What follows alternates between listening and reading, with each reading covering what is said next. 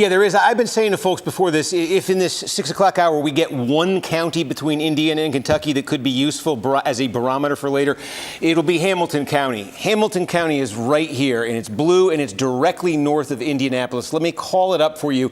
We've got about 60% of the vote in now in Hamilton County. They're going a little bit faster in Indiana than we've gone before. I didn't hype this too much because I didn't think we'd have numbers. We do. Now, what this reflects, we believe, is the early vote, is the mail-in vote. That's going to be the most Democratic friendly. But now they're getting into the same day vote, it appears, too, which is the more Republican friendly we expect. So you're getting more of a mix in here. Now, the significance of this is we don't think Indiana's up for grabs, but Harris is leading by one with about 60%. And let me just show you and see if you were watching earlier, this might look familiar. Look what's been happening in Hamilton County in the Trump era. I'll be using the term Trump era a lot tonight. I'm talking about 2016 to the present, because 2012 is the last pre-Trump era presidential election we had. Mitt Romney was the Republican nominee, and Romney, like all Republicans before, used to absolutely clean the Democrats' clocks in Hamilton County. This is a big, growing suburban county, bedroom communities. This has the highest level of educational attainment, meaning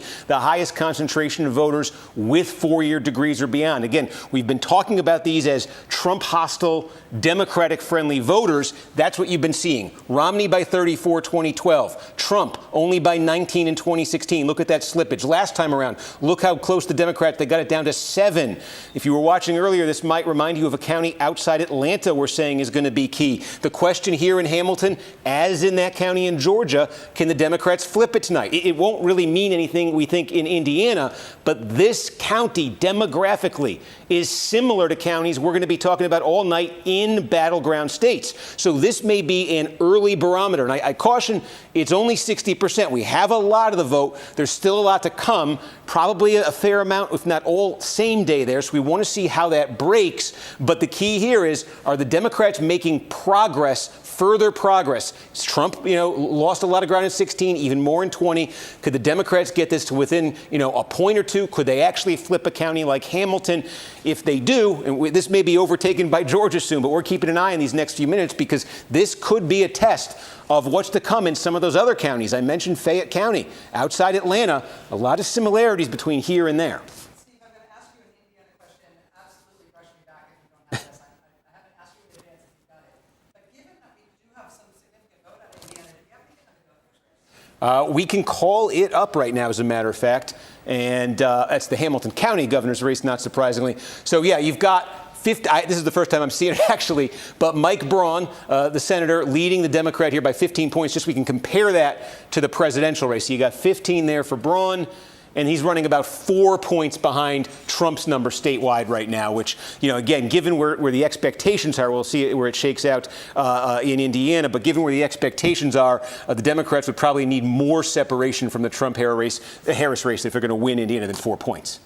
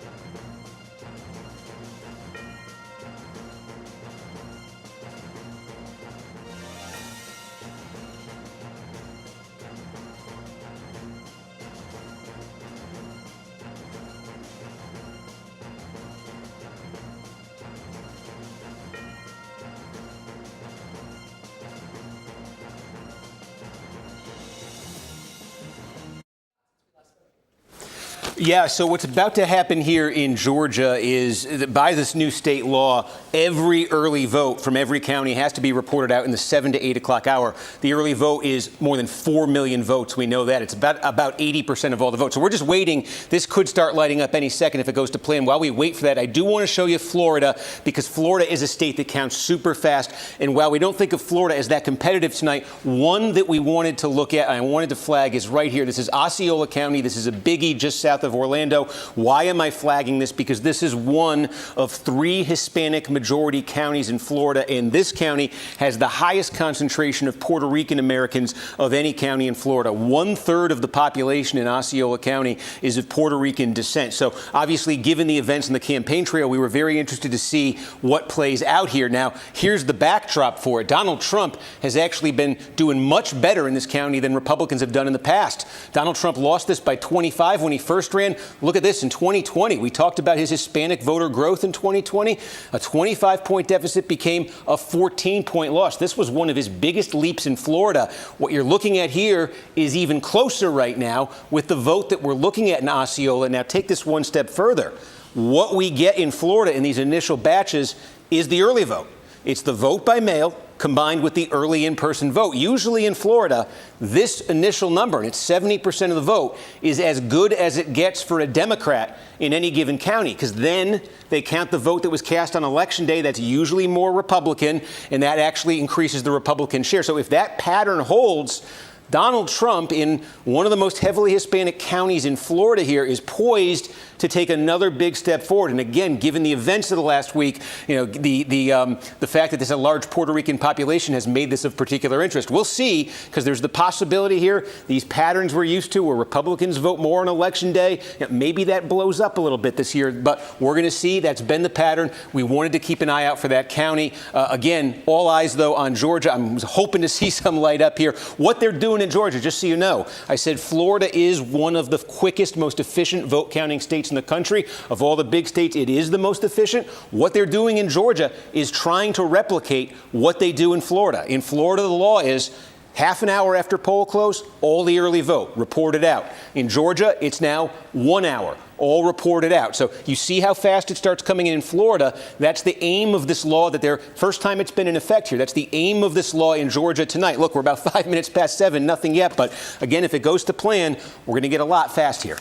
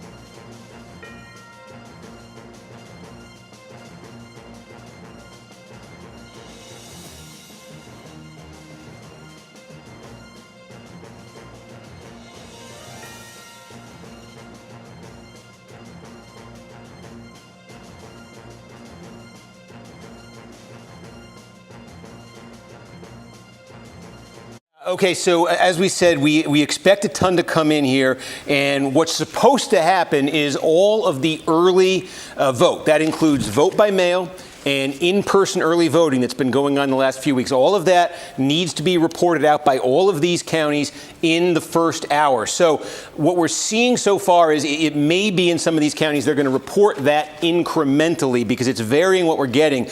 But I'll tell you, I talked about, if you were watching earlier, what we call, or I call at least, the blue blob, which is the immediate Atlanta metro area. And two counties there, this is where Democrats are just trying to run up the score. Two counties here have substantial vote in right now. One of them right here is Douglas County. And you can see here, this is about 3/4 of the vote. And again, that is probably all of the early vote that was cast here. Now, to put this in some perspective, Harris basically beating Trump 2-1. This is one of these counties where the population's been growing. It's been diversifying, sort of an emerging suburb. It's now, the population's now about half black. It's a place Republicans used to win. Harris up 2-1 here. Last time around, Biden won this 62-37. He won by 25. Currently, Harris is about 32.5 up on Trump. The key question here, and this is going to be the key question in Georgia as we start to get these big batches around the state. What we expect from the past is that the rest of the vote in Douglas County is going to be more Republican friendly. It's going to be the election day vote, the people who went out and voted today. You remember from 2020, that was overwhelmingly Republican. We don't think it's going to be anywhere near as overwhelming. We still suspect it's going to be more Republican than Democratic, but we don't know that. So the key here is maybe put a pin in this. 3/4 of the vote in Douglas, and it's 66-33-6 Harris over Trump. When this gets up to 100, has this moved? How much has this moved? Because that is going to be the story sort of statewide. If Harris lands somewhere around here in Douglas, that's progress for her. That's what the Democrats want to be doing. They want to be squeezing more out of this big population dense immediate Atlanta metro area. Again, I'm just showing you how this county has evolved politically. Look at this. It was a battleground in 2012. Donald Trump came along, lost it by 10.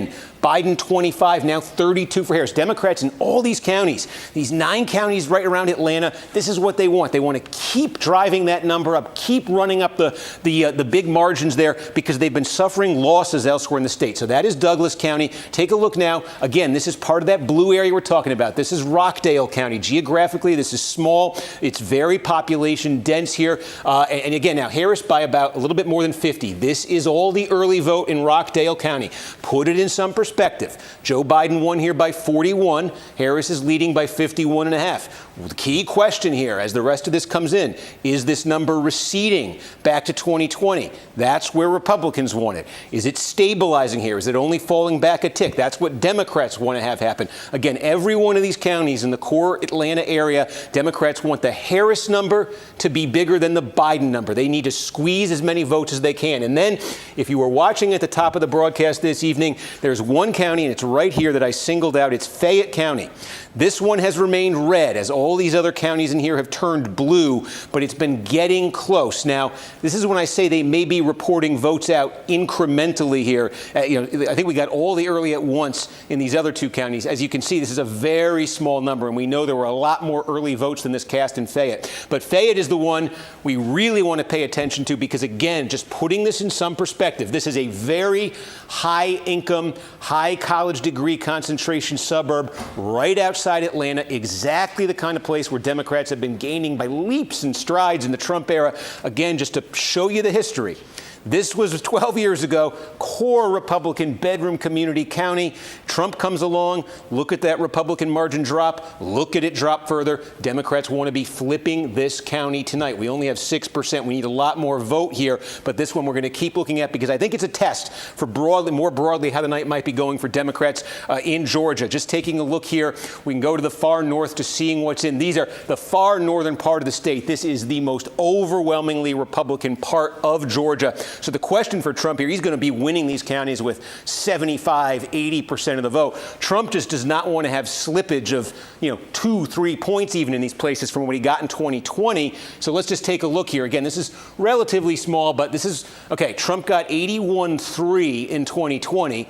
He's at 80.3 right now. This is the early vote from Union County. Remember, one of these things that we saw in Georgia was Republican voters who were very hesitant to vote early, to vote by mail scale in 2020 really embraced early voting, especially in Georgia, just based on the numbers we were seeing from the early vote process. So look at all the early vote that came in from Union, very different from 4 years ago. And again, if the remaining 15 or so percent from Union is more Republican than what's come out, Trump could be hitting that number from 2020. Again, it's not close here, but every one of these counties, they add up. Trump wants to be maintaining the number he got in 2020, because if you multiply this, there's dozens of counties like this around the state. And if Trump's losing a point or two in all of them, that does start to add up statewide. So that's what we're going to be looking for in North Georgia. Sorry, I didn't mean to get out of the state there. Okay, with Gwinnett. Let's see what's happening in Gwinnett. This is over 1 million people in Gwinnett. This is like the most racially, ethnically diverse county in Georgia, one of them most in the country. Okay, it's only 1,000 votes. I thought I was setting up for a lot more there. But this is what I mean about it coming in incrementally. So sometimes you swing and you miss. But this is a big one to keep an eye on tonight. Fulton is the biggest in this area. Gwinnett is right behind it here, rapidly growing. You're talking about a third white, a third Hispanic, a quarter Hispanic, a quarter black, about 15% Asian American, very diverse, growing Democratic. So again, we're going to keep an eye here, see what else comes in, and I'll give a shout if we got some more. I'm just clicking. There you go. Georgia making good on its promise that it would produce a lot of votes very early. Let me just tell you one thing about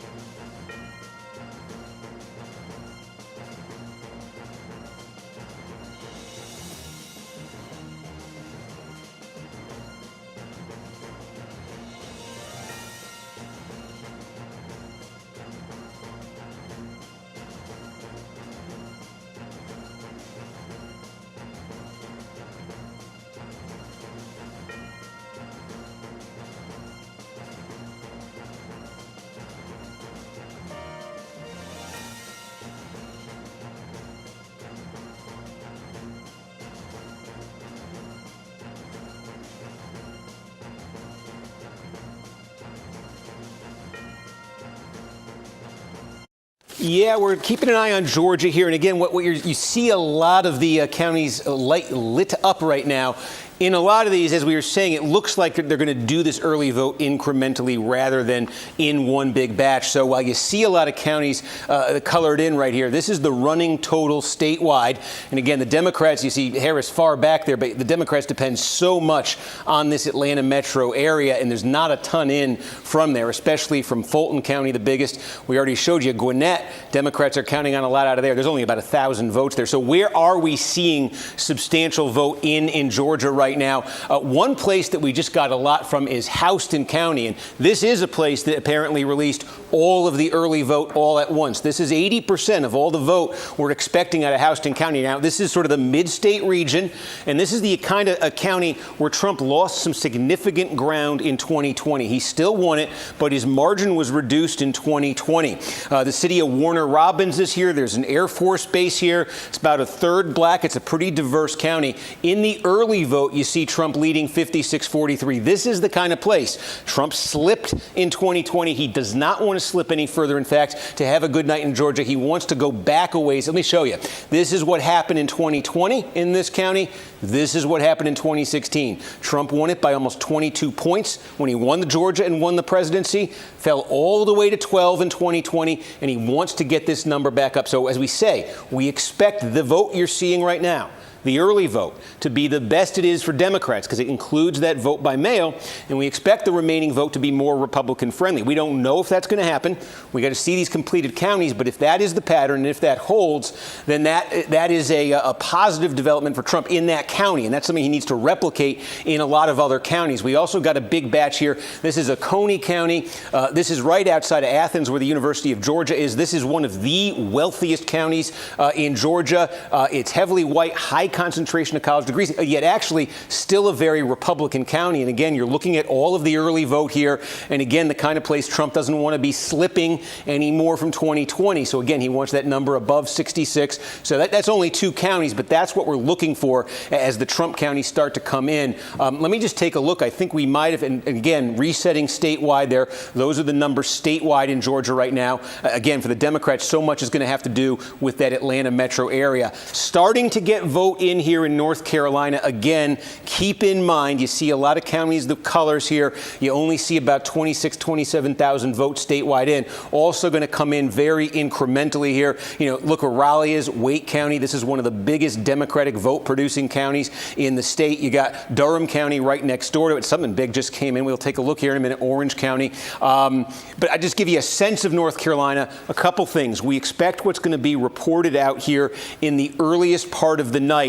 is the vote by mail. Again, this is going to be very familiar in a lot of places. The vote by mail and the early in-person vote. And that's the majority of all the vote in North Carolina is going to be those 2 methods. Again, we expect that to be a little bit more Democratic friendly on the whole than the same-day vote. We're going to see if that's how it plays out. But as we get big batches in these counties, we're looking at that pattern here where perhaps the Democrats do their best and then Trump with the election day vote is trying to come back. Just give you a sense here on the political geography of the state we're going to be following tonight. A couple things to keep in mind. There are some big core Democratic vote-producing areas where the name of the game for the Democrats is to run up the score. This I just mentioned is one of them. It's basically the triangle. You know, you get state capitol there, University of North Carolina in Orange County, Durham here, Duke University is there, large black population, also a large the white population there, a lot of concentration of college degrees. Democrats run up massive margins there. We're going to look at Mecklenburg County. That's where Charlotte is. Democrats got a margin of 200,000 votes just out of Mecklenburg County in 2020. They want to grow that number there. They just want to run up margins in places like this. A lot of attention on the flooding in the mountains of western North Carolina. Asheville in Buncombe County is the sort of one of 2 blue counties out in the mountains. It's the much bigger one, and Democrats actually depend on a pretty big plurality out of Asheville. There wasn't much indication in the early vote. There was a lot of talk about whether Helene was going to drive down turnout. We didn't really see that in the early vote. We want to see if that matches up with the same day vote. But that's another place Democrats are depending on there for their votes. They're also going to depend on it here, Cumberland County, where Fayetteville is. So core Democratic areas. And we're also tonight going to be looking sort of in the eastern part of North Carolina. This could be key. These are a lot of rural counties and smaller counties that have substantial black populations.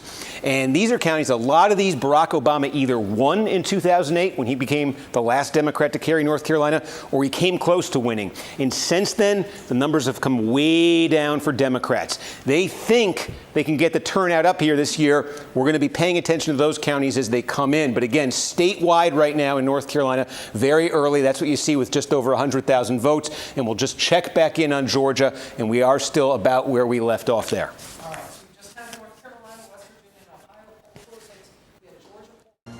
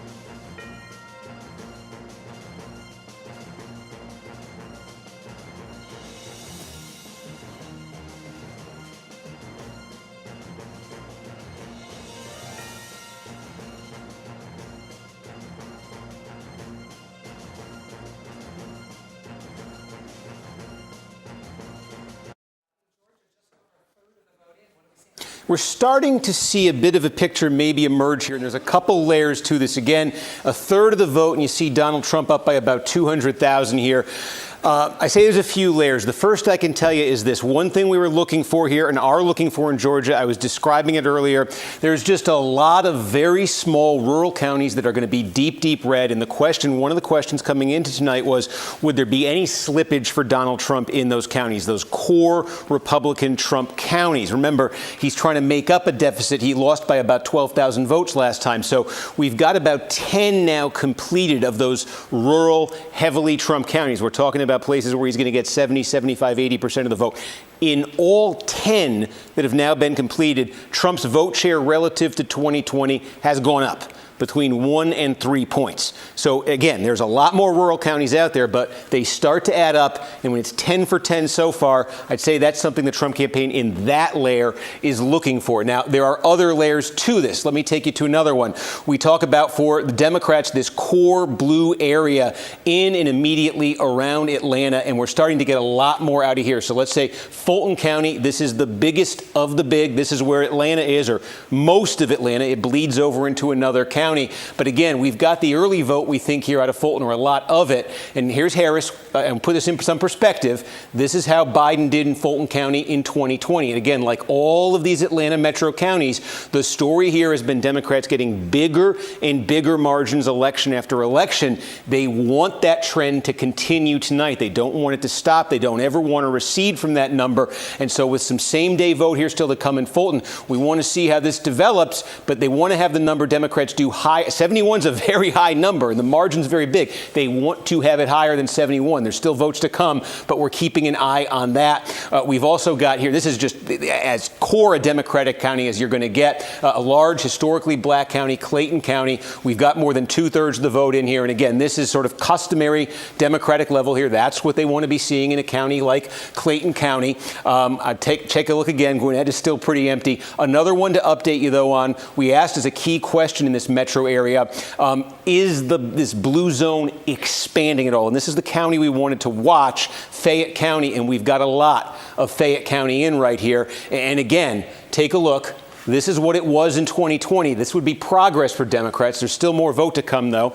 But Democrats want to be flipping this, I think, to have a really good night in Georgia. Same day vote. That's the more Republican friendly still to come here. So is this as good as the picture is going to get for Democrats in Fayette County? Now, I say there's layers to this. That's the core Democratic area. We'll see how much they can squeeze out of there. Another question here has been, and a big one that looms, is when you get just outside this core Atlanta area, there are some very big counties in sort of the fringes of the Atlanta metro. And unlike this area, they're all red. They all got somewhat significantly less red in 2020. It's a huge reason Donald Trump lost the state. In fact, I can call those counties up here, and we'll just show you what they look like. It's sort of these counties here. There's some socioeconomic differences, but we're keeping a close eye on these to see if there's, because these are big, highly populated counties, if there's Trump slippage in them. So a couple we want to call your attention to. This is one of the biggest, Cherokee County. Look at that, more than 80% of the vote. Canton, Georgia's here. This is getting a little bit more diverse. You know, about 2 decades ago, it would have been 90% white. Now it's about 75% white. The diversification of the Atlanta metro area is extending to sort of the ex-urban area. But again, the key here for Trump is this is what he fell to in 2020. This is still a great number, you know, if you just looked at it, but relative to what Republicans are used to in Cherokee County, Trump took a big step back in 2020. His campaign wanted to claw some of that back. And again, with the same day vote to be tallied here in Cherokee, Trump is already almost a point above the 2020 number. And again, they want to see that number get a little bit higher here. But again, they want to be climbing, not falling back and climbing a little bit in a place like Cherokee County or next door. Yep. Can I interrupt you? Yep. You have a change in the characterization of the race? Yep.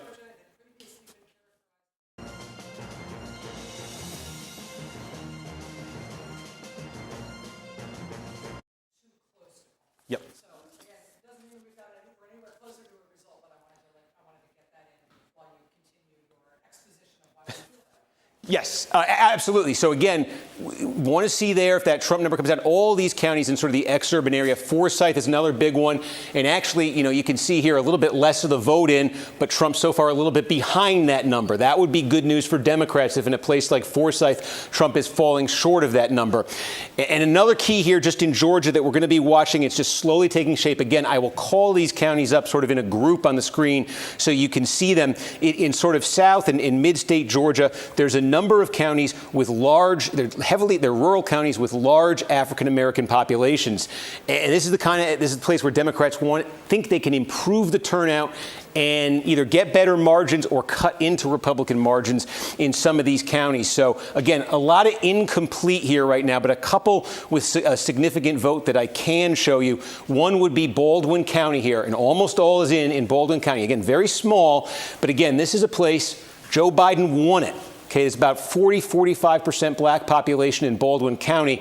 Joe Biden won this one in 2020. And with almost all the vote in now, Trump 3 points ahead of Harris here. It's only one small county, but we're looking to see if there's trends in these types of counties. Randolph County, another, about 2/3 in very, very small here. But again, this is what Joe Biden was able to do here in 2020. These are all counties like those small rural Trump ones I was taking you through. These are all counties that add up. So is there a trend? This is only two. But that's a thing we're going to be looking for as the results come in and as this map fills in. Is there a trend there? So again, 37% of the vote is in right now. That's what it looks like statewide. A big one that's empty here is Gwinnett. This is another huge one that's empty. This is DeKalb County, right outside Atlanta. In fact, some of it's inside the perimeter here. It's about half black. There's a large college-educated white population, very Democratic friendly.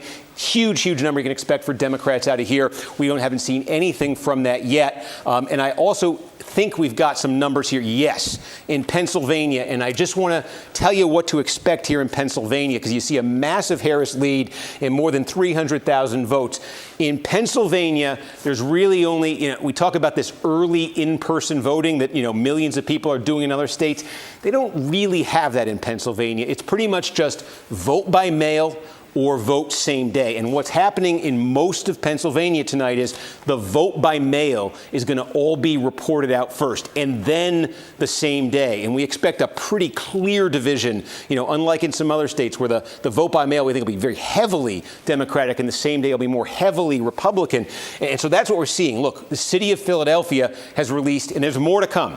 This is a giant batch, all of vote by mail from Philadelphia here. So that's why this will be, it'll get a little bit better for Trump as more votes come in. But that's what you've got right there. You've got all the vote by mail, perhaps, in Allegheny County, or a very, very good chunk of it. Again, this is where Pittsburgh is. About 1.2 million people. The inner suburbs around Pittsburgh, too, heavily Democratic. So, again, big Democratic number there.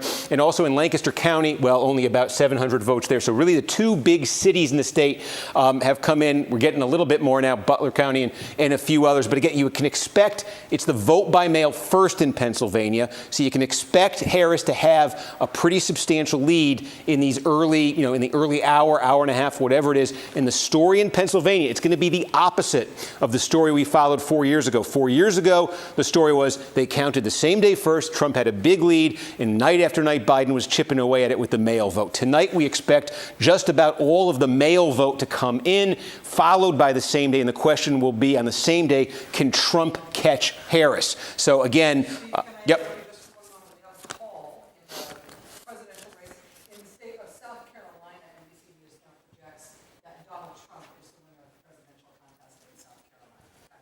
Yep, I was just checking in on a couple others there. But so Pennsylvania again, and I'm just seeing if anything else came in. Michigan, by the way, let's take a look here at Michigan. And we've got, oh, look at this, two biggies.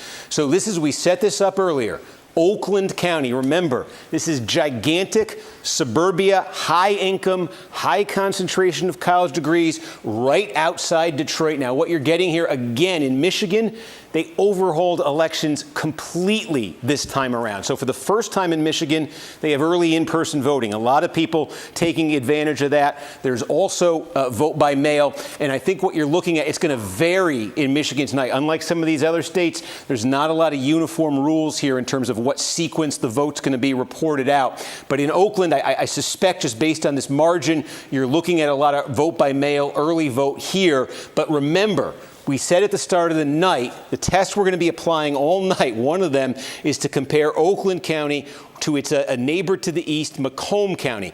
Big blue-collar suburbia in Macomb, white-collar suburbia in Oakland. And the Democrats, what they're aiming for here in Oakland County, again, look how big this is. You know, 750,000 votes were cast here in 2020. Biden won this thing by 14 points. That's what Democrats want to be seeing again. This was a big jump for Biden, you know, over 2016 for Clinton. Clinton had won it by single digits. Biden got it to 14. If Harris is in that ballpark tonight, if she's in that double digit or higher a ballpark in Oakland, she's got to be feeling very good. Steve, I'm sorry, Yep. I'm interrupting just one more time. Presumably, for many more times. In North Carolina, in the governor's race, NBC News will be the Democratic governor.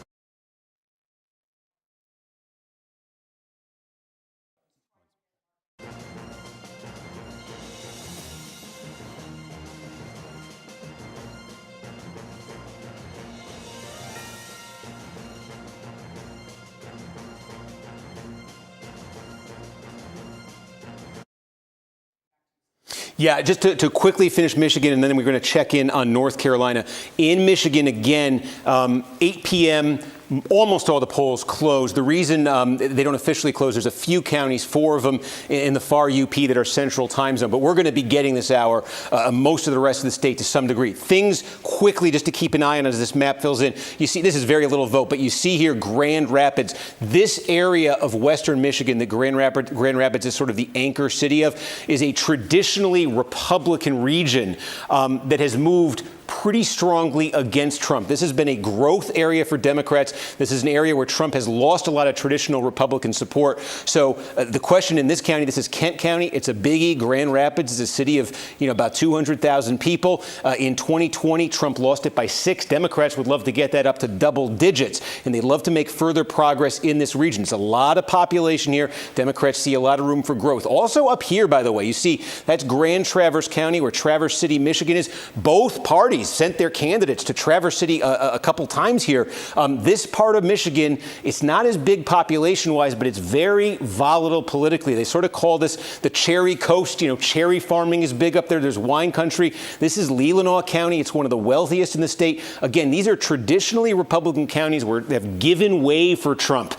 And this is one of the counties, Grand Traverse. You see just a little bit of the vote is in right there. It's where Traverse City is. But that's one to watch tonight if it turns blue. Democrats would love to shift that one. So again, Michigan, it's early. Those are some of the things we're going to be looking for. And of course, Wayne County, Detroit, the inner suburbs there, cities like Dearborn, where the Gaza situation, we want to see if it has a bearing. All things we're going to watch as Michigan comes in and we move to the Tar Heel state. Now about 10% in here in North Carolina. And again, you see the Harris advantage. We're just going to check in here. I haven't actually seen them, so I'm looking right now. Again, Wake County, this is Raleigh, state capital. This is one of the biggest single Democratic vote producing counties in the state. Not much in. Democrats just want massive margins here in Durham County here, Orange County, Chapel Hill, University of North Carolina. Also important for Democrats, and there's not much here right now, but it's sort of, they call it the triad. This is where, Greensboro is in this county. You go over to Forsyth County. This is where Winston-Salem is. They're red now with almost no votes in,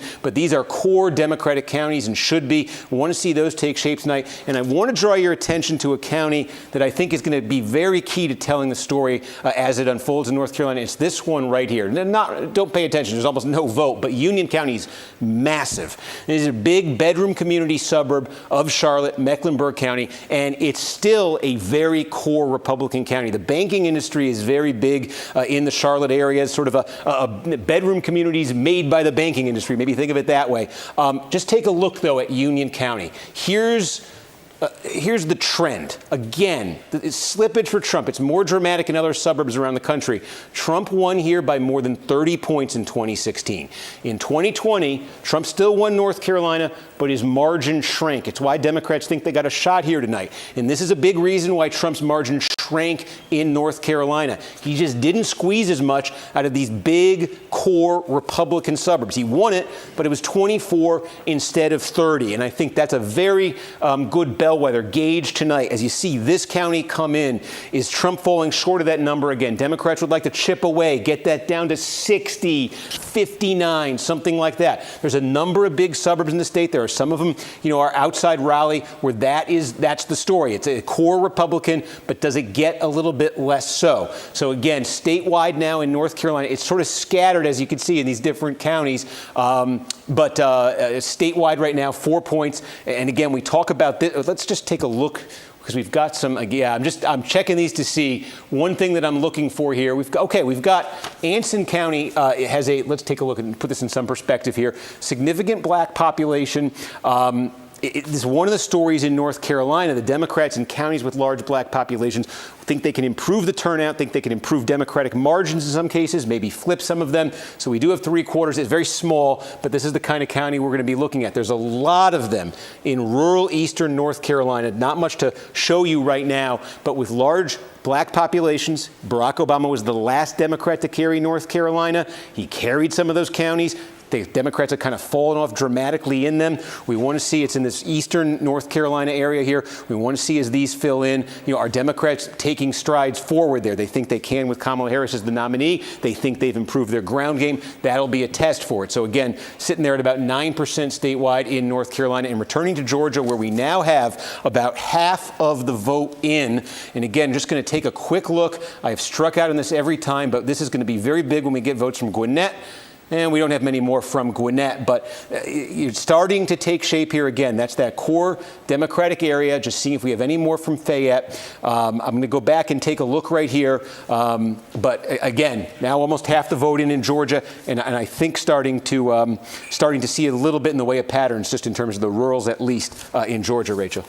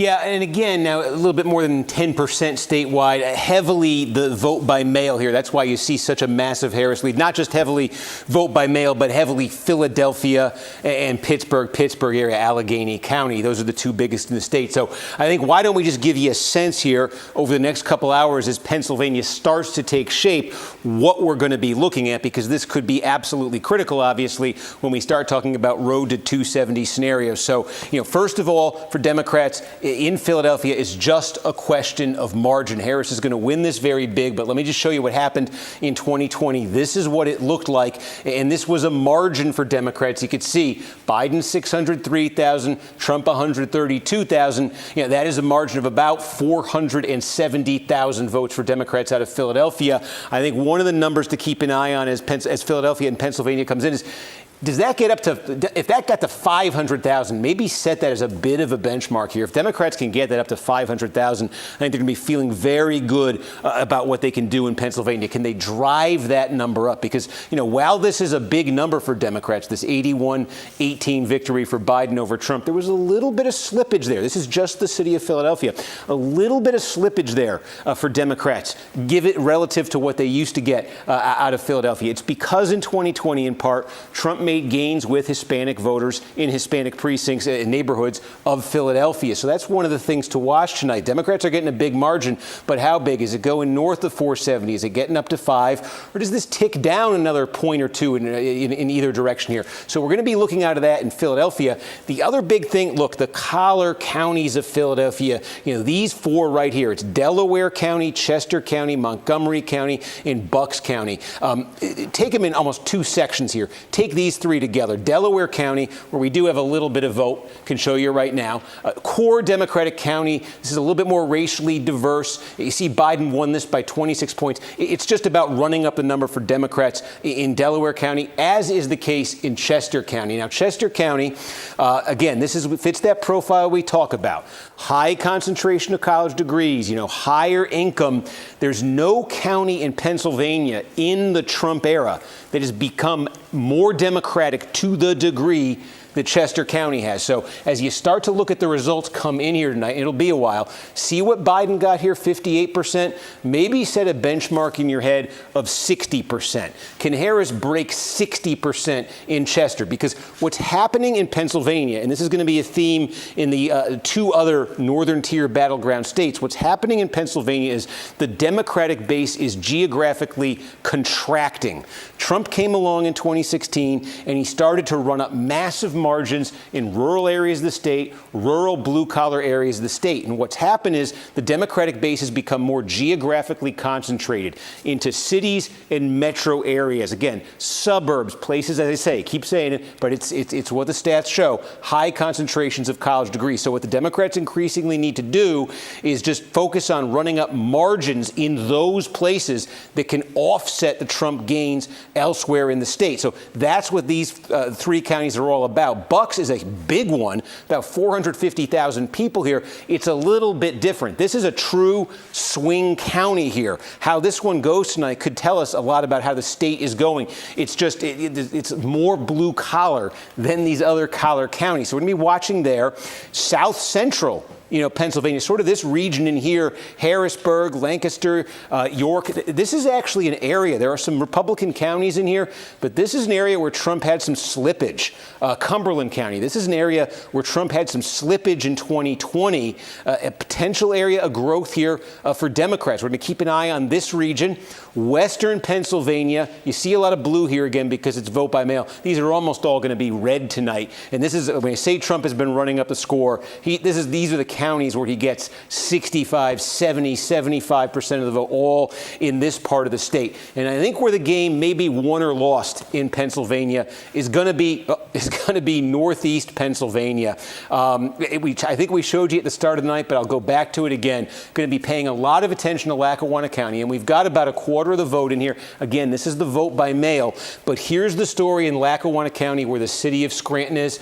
This was pre-Trump a big Democratic bastion. Trump, look at that. He almost won this in 2016. What a shift. Democrats actually jumped up to close to a 10-point win here in 2020.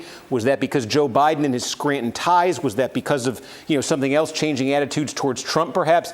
Big question here. And there's a lot of counties like this in Pennsylvania and Michigan and Wisconsin. Big question here is, can Trump get this back to 2016 levels, or really, can he win this county? That's what he wants to be doing. And there's also a lot of these counties in this sort of this stretch of the state right here. You've got a lot of counties with substantial Hispanic populations. And that's the other thing that the Trump campaign has been talking about. Berks is where the city of Reading is. Reading is about 2/3 Hispanic, largest concentration of Hispanic voters anywhere in the state. Trump he lost the city of Reading. He made gains there in 2020. He made gains in a lot of these small, mid-sized cities in Pennsylvania, sort of this part of the state right here, that have substantial Hispanic populations. His campaign is betting a lot on that being a trend that continues this election, and there being improvement for Trump in those small, mid-sized cities and the counties around them. So we're going to be paying attention to that as it comes in. So again, Democrats just need to get massive margins out of Philadelphia, Pittsburgh, and the suburbs right around them. And Trump needs to get back to his 2016 levels in the blue-collar parts of the state. Again, it's pretty much just vote by mail that you're seeing there in Pennsylvania. But as this takes shape, that's what we're going to be looking for. And just take a quick look back here at Georgia. We've been monitoring everything. I will tell you this. One thing I've been looking at, and this is the clearest thing yet in terms of completed counties, you're always looking to see when you have all the vote in a county and you compare it to the last election and you say, is there a trend? So one of the things, there's like 3 or 4 of these categories we're looking at, but one of them we've said is the rural counties in Georgia, the heavily Republican rural counties, and it's very consistent. We now have 15, maybe 20 of them that are basically complete right now. Very small, but in just about all of them, Trump is running a point to 3 points better than he did in 2020. And that was one of our questions in Georgia. Is Trump going to slip a couple of potentially critical points in his core parts of the state? So we are not seeing that there. But there's a lot more, obviously, we're going to be looking for as Georgia continues to come in. All right, as we continue to watch that vote come in and Steve continues to parse those results.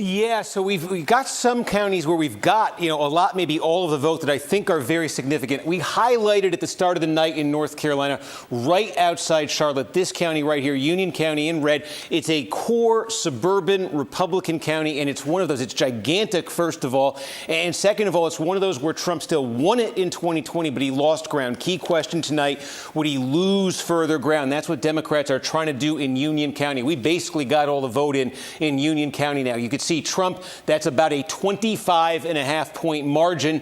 Compare that to 4 years ago. Trump won it by 24. So no, Trump did not lose ground. In fact, he gained back a little bit here in Union County. That is what his campaign wants to see. They did not want any more slippage. You can go next door from Union County and you see another trend that I think we're starting to see pretty clearly in North Carolina. And I'll show you that now. This is Anson County. Again, just about complete. This is a rural county with a large black population. And one of the concerns for Democrats was they believed the turnout in recent elections among African Americans in these rural counties has been lower than they need. When Barack Obama ran and won the state in 2008, he did very well, won a lot of these counties. The question was, would Democrats improve in these counties tonight? What they've said about the ground game, maybe having Harris at the top of the ticket, thinking this might help them. So you see it right here. This county looks like it's going to flip. Joe Biden won this by 4 points 4 years ago. Now Donald Trump, with just about all the vote in, is ahead by 3 in Anson County. Again, rural, large African-American population. A lot of counties that are similar to that are here in the eastern part of North Carolina. And again, we're starting to get most, if not all, the results. Vance County here, large, rural, African-American heavy population. Biden won it by 19 tonight. Harris, just about all the vote in, is winning it by less, only 12 points right there. You can go next door to Warren County, 26 for Biden tonight, 20 for Kamala Harris, just about all the vote in. I think you might be starting to see the pattern here. Bertie County, majority African-American, rural. Biden, 21.5 points 4 years ago. Tonight, about 17 points. Still a little bit to come there, but Harris behind the Biden number so far. You could look down at Martin County. Again, large black population. Trump 5 4 years ago. Tonight, 13, with about 20% more to come. That's the pattern we're seeing very clearly, I think, in these rural counties with significant African-American populations, where turnout and support level was a concern for Democrats. One thing you have to add in a lot of these counties, too, is that it may not just be turnout. There is also declining population in a lot of these counties, too, that might be affecting Democrats as well. But again, that's a pretty clear pattern right there. The other pattern that we're seeing in North Carolina statewide, we're tracking this, is because, again, a lot of what comes out first in these counties is the early vote, it's the in-person vote, it's the mail-in vote. Then what comes reported after that is the same day. We want to see, are there partisan differences between how those votes are going? So far, we are finding that Trump is doing better with the election day voters than he did with the pre-election, with the early voters. So as you get, when you get to 80% in a county, generally what's left to come, not uniformly, but generally is going to be that same day vote. We're finding that that's a stronger vote for Trump. What Democrats are looking for here right now, take a look at Wake County. This is the biggie. This is, the state capital is here, the heart of the triangle. 3/4 of the vote is in here. And again, the name of the game here for Democrats is just drive up the margin as big as they can. So look, it was 26.5 points in 2020 for Biden. It's a little bit stronger now for Harris. That's what they want to see. They want to get the number up in Wake. They want to get the number up. Now, Mecklenburg County is the other giant one. We don't have too much in right there. There's also been a question in North Carolina about this part of the state. When you get into the Blue Ridge Mountains,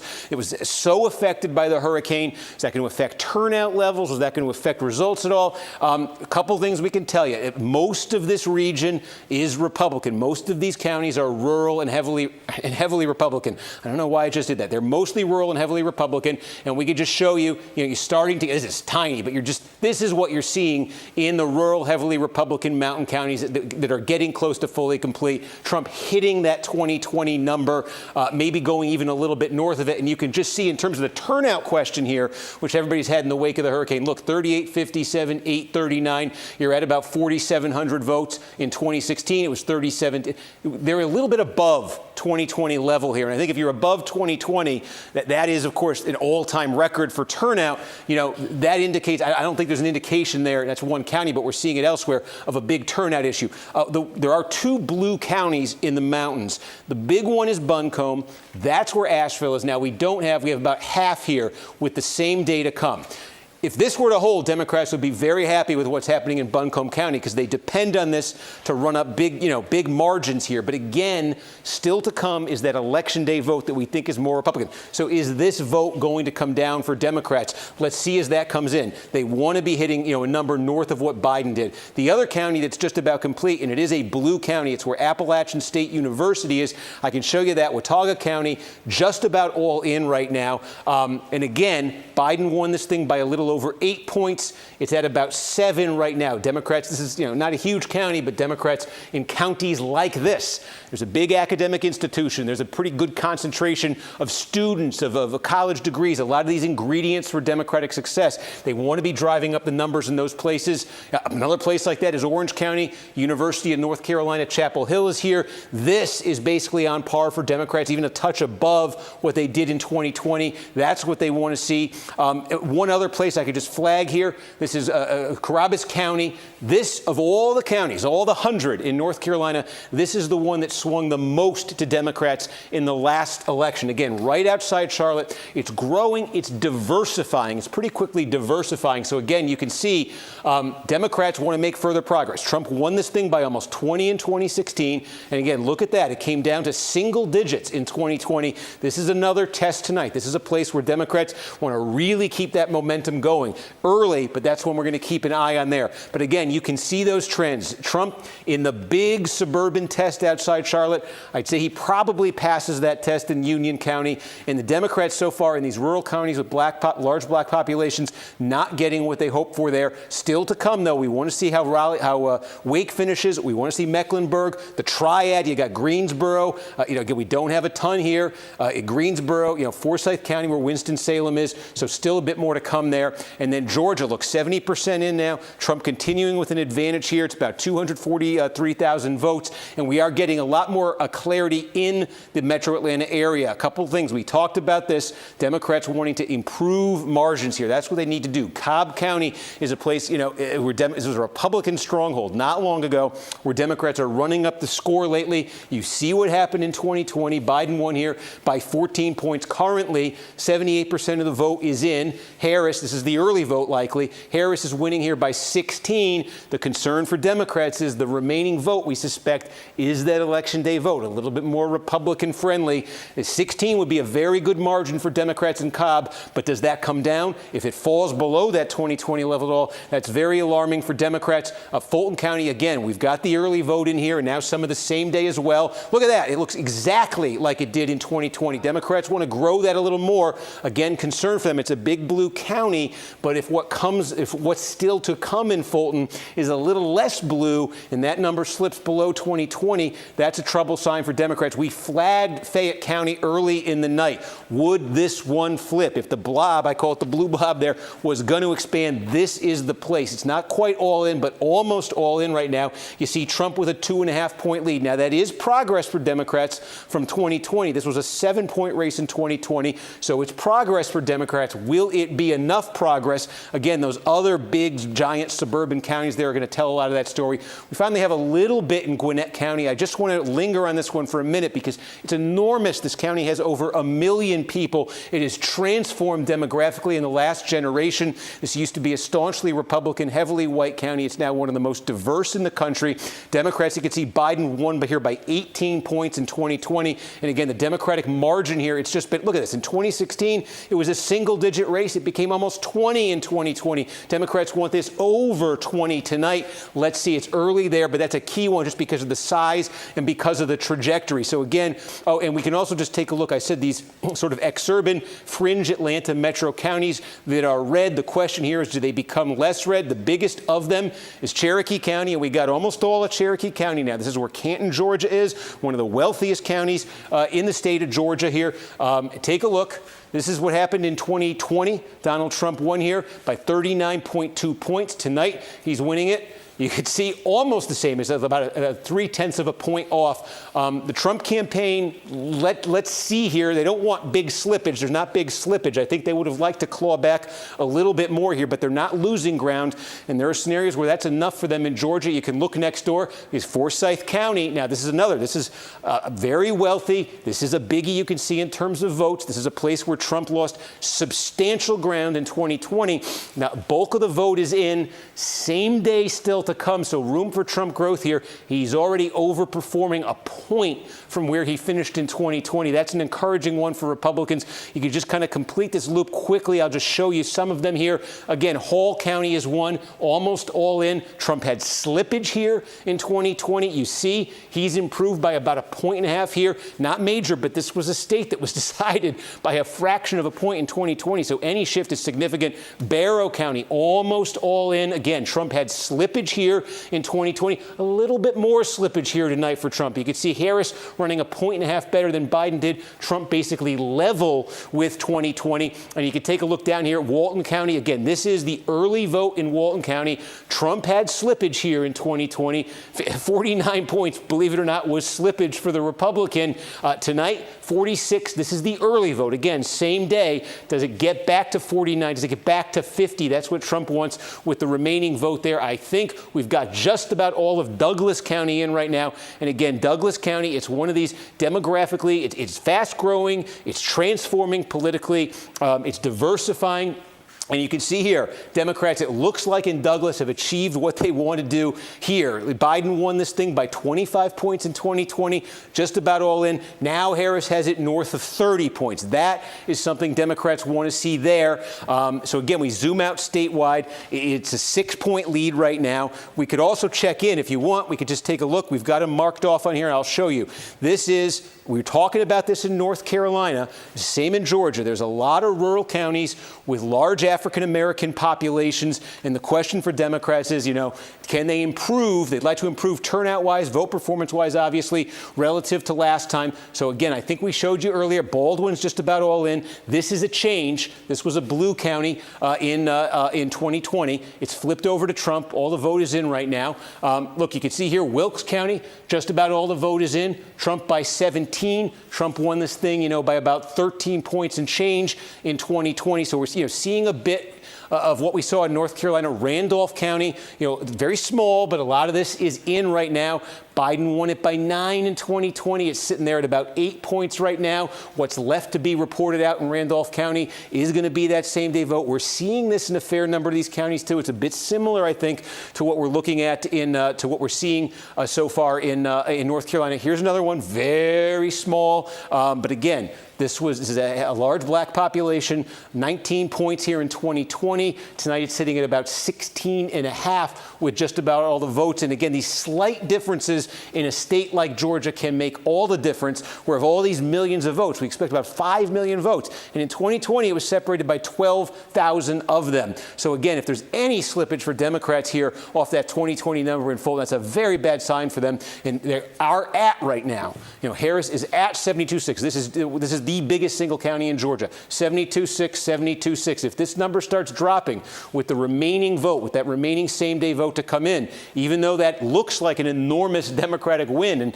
by numbers it is, it may not be enormous enough. The Democrats don't want any slippage there, so we'll be paying close attention to that one too, Rachel, as we get more from Georgia.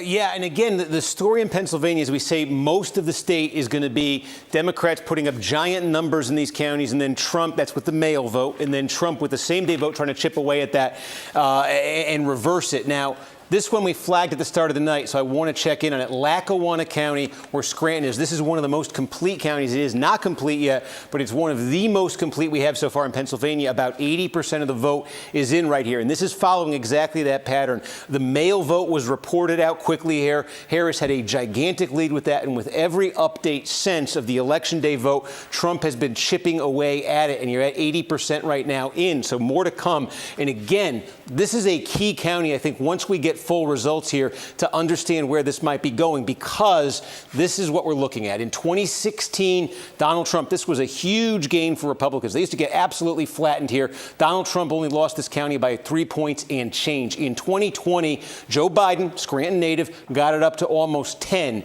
And the question is, this is winning for Democrats statewide. This or anything less than that gets very shaky for Democrats statewide. So where tonight is this going to land? Right now, if you froze the election here and you said that's it, Democrats would be thrilled with this number out of Lackawanna County. We need to see, though, with that remaining 20%, if it continues to come down and it ends up looking more like this or even closer than that. But that's the most complete we have right now of a big, substantial county in Pennsylvania, and that's what we're looking at there. And again, just a couple other things to flag. We don't have much. Erie County, we'll keep an eye on it because there's only 2 counties in Pennsylvania that actually swung between 16 and 20. 2 counties that went for Trump in 16 and then flipped to Biden in 2020. Erie County is one of them. We basically have no vote from there, but that's a bellwether county we want to be following as it comes in. And the other one is on the eastern side of the state here. This is Northampton County. Now, we got about a quarter of the vote in here. A lot of this, you could just see here. This is what it led to, the mail-in vote.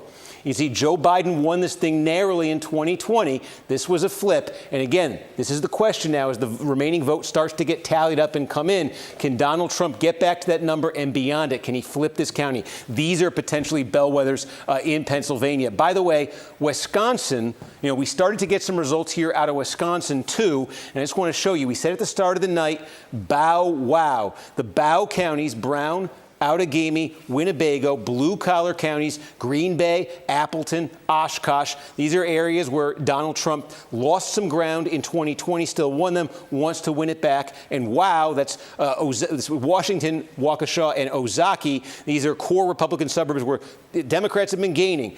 Are the Democrats gaining more? So we do have now nearly 40% of the vote in the biggest of the wow counties. This is Waukesha County. And just to put this in some perspective, this was a bad showing for Republicans. Trump won Waukesha in 2020 by 21 points. But look, in 2016, Trump won it by 27. Go back to Mitt Romney. It was more than 2-1 Republican. This was bad. This is one of the reasons why Donald Trump lost in Wisconsin 4 years ago. Now, the way the vote is coming out in Wisconsin tonight is the absentee vote. We may get absentee vote a little bit later from some of these counties. It's done at the municipal level, but there could be opportunities here for Harris to grow the support. This is not like Pennsylvania, where this is just all Republican gains later on. So we want to keep an eye on here because the Democrats want to get Harris over 40% in Waukesha. They want to keep making gains here. And so with 40% in, you're at about the 2020 level. And this is the other one. Ozaukee County, of all the counties in Wisconsin, this one has the second highest level of educational attainment. That is, people with college degrees. Democrats have been doing much better with this demographic. This showing for Joe Biden in Ozaukee County in 2016, I don't know why I did that, 2020, this showing for Joe Biden, he lost by 12 points, was the best showing for a Democrat in this county since Lyndon Johnson in 1964. So this is one tonight where you want to see if Harris is further improving on this, getting this down, into single digits, 5, 7, 8 points, something like that. So far, a little bit more than a quarter of the vote in. This would be a very good number for Democrats out of Ozaukee County. These suburbs right outside Milwaukee used to win Wisconsin for Republicans. Democrats have been eroding that support for Republicans. If they can do more, that's big for them tonight. And then there's this. About a third is in now in Dane County, and this is the mother lode of votes for Democrats. It has become this way in Wisconsin. It used to be that the Democratic coalition was very spread out in the state. Democrats could win dozens of rural counties with blue-collar populations. Trump came along. He's gobbled just about all of those up. So the Democrats are increasingly dependent on just running up the score. This is a massive county, Madison State Capital, University of Wisconsin, high-density suburbs here. And here's the thing in Dane County, every election this century, Democrats have gotten a bigger and bigger margin out of here. This is where it landed in 2020. It's not just the margin, Biden winning this by more than 50 points. It's this. Biden, 260,000, Trump, 78,000. That's a margin of nearly 182,000 votes for Democrats out of this county. And again, if you went back to the turn of the century, Democrats were winning here by about 50,000 votes. Every 04, 08, 12, 16, 20, it gets bigger and bigger and bigger. Democrats want to get even more out of this tonight because, again, they're taking such hits in the rural areas of the state. Can they get this thing up to 195? Could they ever get this to 200,000 votes? Every time you think they've gotten the most they possibly can out of Dane, they get more. They're probably going to need more tonight. So, again, a third of the vote in there right now. Let's see that one as it starts to develop. But seeing that in Wisconsin overall now, again, 10% or so in statewide, a 13% now, and that's what you got in Wisconsin. Thank you. We're going to go now to Jacob.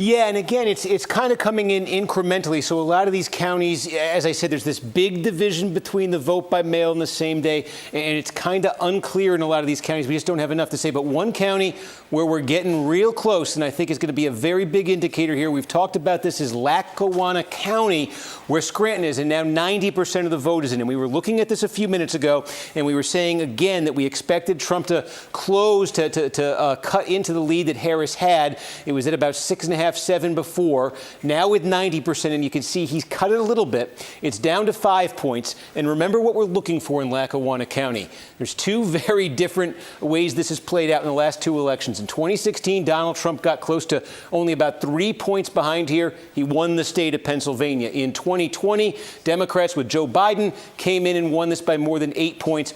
Biden won the state. So we were saying at the start of the night, Trump wants this number, Democrats want that number. Right now, it's sitting right in between them. It's sitting at 5. So there's still some same day to come in. Let's see this remaining 10%, what that does to this margin. Again, the same day seems to be favoring Trump. How much is it going to favor Trump? Is it going to bring it down back to this level completely? Is it going to stabilize? But that's the most complete county we have in Pennsylvania right now.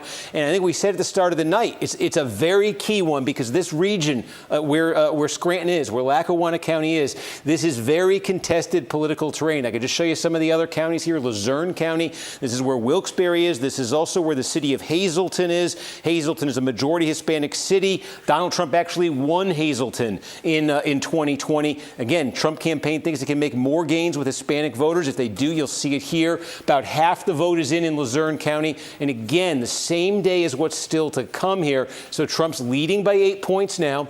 He won this county by more than 14 in 2020. Question for the Trump campaign wants to get over that number. They want to improve on that number here. If the Democrats can stop them from doing that, that's a big development for Democrats. We want to go back and look at Georgia because, again, and Joy was just talking about this, the suburban support for Democrats in this Atlanta metro area. Something interesting is happening. There are some suburban counties here. You call them kind of the emerging suburbs of the Atlanta metro area, where the growth is the fastest and the diversification is the most dramatic. And that is definitely where Harris is posting improvements tonight. I think we showed you Douglas County a few minutes ago. Again, rapid growth here. It's about half black. And you can see in 2020, 25 points. Tonight, Harris is winning this by 32 points. You see it in Rockdale County. Just about all of the vote is in here. Biden got 70%. Harris has pushed that up to 73. This is a majority black county. You can go to Newton County here. You know, this was the tightest margin of all these Atlanta metro counties. This was the tightest margin for a county that Democrats won. Almost all in 2020, almost all the vote is in. Harris has improved on it. You see this. You could take a look at Henry County. Almost 80% of the vote is in. Again, Biden won it by 20. Look at that. That's up to 30 or so for Kamala Harris. So the thing is, though, the counties I just showed you within this Atlanta metro region, relatively speaking, these are the lesser populated counties. The ones with the huge, the huge populations, you start with Fulton County, and we've been monitoring this. This is the biggest. Atlanta's here, but there's also a lot of suburbs within Fulton County. This is key for Democrats because of the sheer size of Fulton County. A drop of a couple points here would more than offset the gains that I just showed you in those other counties. 80% counted in Fulton County, and now you see Biden 72.6 in 2020. Harris has fallen a tick below that. Meanwhile, Trump 26.2 here in 2020 is a tick above his 2020 number. The concerning thing for Democrats here in massive Fulton County is with only 80% counted, there is still a significant, obviously, amount of same-day vote to come in. And you just saw, if you were watching earlier, this has gotten a little bit tighter. The Democrats have dropped a little bit since the last time we looked at this. That's because more same-day came in, and Harris fell below that Biden number. There's room for her to drop further here. And again, you know, just 1-2 points in Fulton County offsets a lot of the good Democrats might have done themselves in those other counties I just showed you. So see what happens there. We also have, look at this, Douglas, Cobb County, we also have, look at this, getting close in Cobb County. Again, take a look at 2020 here. Joe Biden won this by 14 points. Now, right now, it's basically a 15-point margin. This is another one where that margin for Democrats was bigger earlier. It's come down as more same day has come in. And Cobb is a massive, massive county. Again, it's much bigger than any of those others that I just showed you. 82%, more same day to come. That's concerning for Democrats if it starts dropping below that. And then Gwinnett County, this is the one that's been the slow one here in the region tonight. We're still where we were. So there's sort of a division here we're seeing between these suburban and metro counties here. Again, there's some clear Democratic growth, but they don't want slippage in those big ones as the remaining vote comes in. And again, just checking in, we showed you Cherokee. These are the big Republican sort of fringe Atlanta metro counties. Here's one, Forsyth County, where Trump is clearly has improved, I should say, a bit from 2020, a point higher than 2020. You can go over to Paulding County, though. This is interesting. Again, core Republican area, fast-growing. Dallas, Georgia is here. 29 points for Trump last time around, down to 24. So again, that's a feather in the Democrats' cap right there in Paulding County, bringing that Trump number down further. And finally, we close out on this. We're basically done in Fayette County. We ID'd this one at the start of the night as, look, if Democrats were actually flipping this, they are definitely having a good night in Georgia. Looks like they're going to come short. Harris has made progress here in this big suburban county here. Harris has made progress from 7 points, now sitting at 3 points. But is that progress enough for Democrats?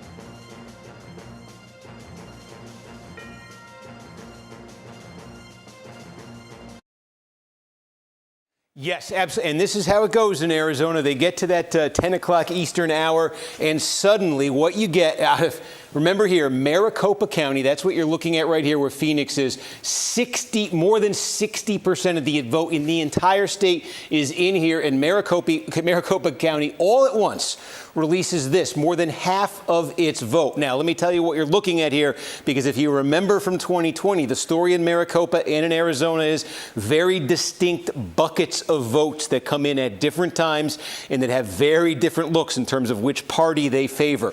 What you get first and what you're looking at in Maricopa County, this is all of the in-person early vote, and this is all of the absentee, the mail-in vote that was received by last Friday. So that is what you get first here. That's what you're looking at. What will then happen in Maricopa County over the next few hours is they will count up the same day vote, the folks who went and voted today. That's typically a Republican-friendly batch of voters. So you'll see in the next few hours these numbers change, and then you will have the majority of the vote in Maricopa County will be in. And then we will wait.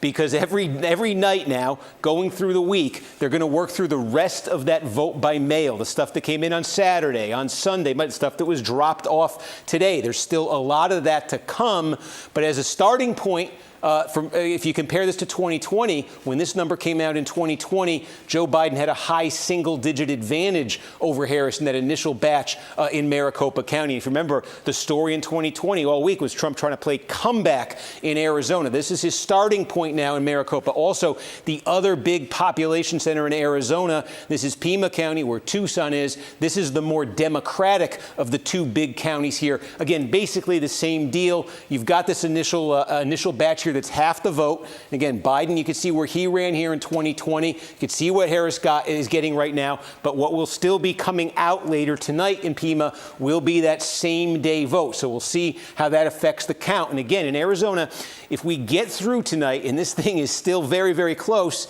you're kind of locked in probably for a few days of results just because of that pace, where once a night you'll kind of get updates from these counties. So the question here obviously is if somebody gets a clear advantage, this is the statewide number right now, half the vote has been counted out. We'll see in the coming hours if there's clear separation between these candidates at all. Otherwise, it could take some time there in Arizona. I want to return to Pennsylvania because I think we've got a pretty big development here in part of the story we've been following all night. We have been flagging Lackawanna County, big one, where Scranton is, heart of Northeast Pennsylvania, a very contested region here politically. And the question has been, what would this land at? And you're now basically looking at it. This is probably it in Lackawanna County. And Kamala Harris is going to, this is where Scranton is. Kamala Harris, you see, winning this by 3 points over Donald Trump. But remember, we were using this as a gauge because in 2020, Joe Biden won this by 8.5 points, won the state. In 2016, Donald Trump lost this only by about 3.5 points, 3.4 points. This was a winning combination for Donald Trump. He won the state. This was a losing combination for Donald Trump. Tonight, at 3.1 points, his loss here in Lackawanna County is actually a little bit less than the 2016 margin. This was one of our key questions in Pennsylvania tonight. Would Donald Trump get back to his 2016 level in a big blue-collar county like this? Because there are a lot of big blue-collar counties like this throughout the contested northern tier of the battleground. This I'm flagging for you because we said it at the start of the night. We'd use this as a bellwether also because this is now the complete one. We've been looking for complete counties. We've got a complete county here. So that's what it lands at right there. That was the question we asked. We now have an answer. Luzerne County, another biggie. Again, this is all big blue-collar counties, northeast Pennsylvania, slowly getting that same day, that election day vote counted up. Trump's lead now is 11 points. This is where Wilkes-Barre, Pennsylvania is. He needs to hit this number and probably surpass it.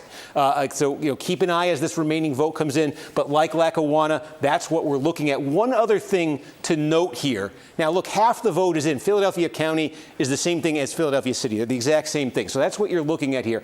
We got half the vote in. And you see, Harris is going to win this thing in an absolute landslide. The question in Philadelphia has been the margin.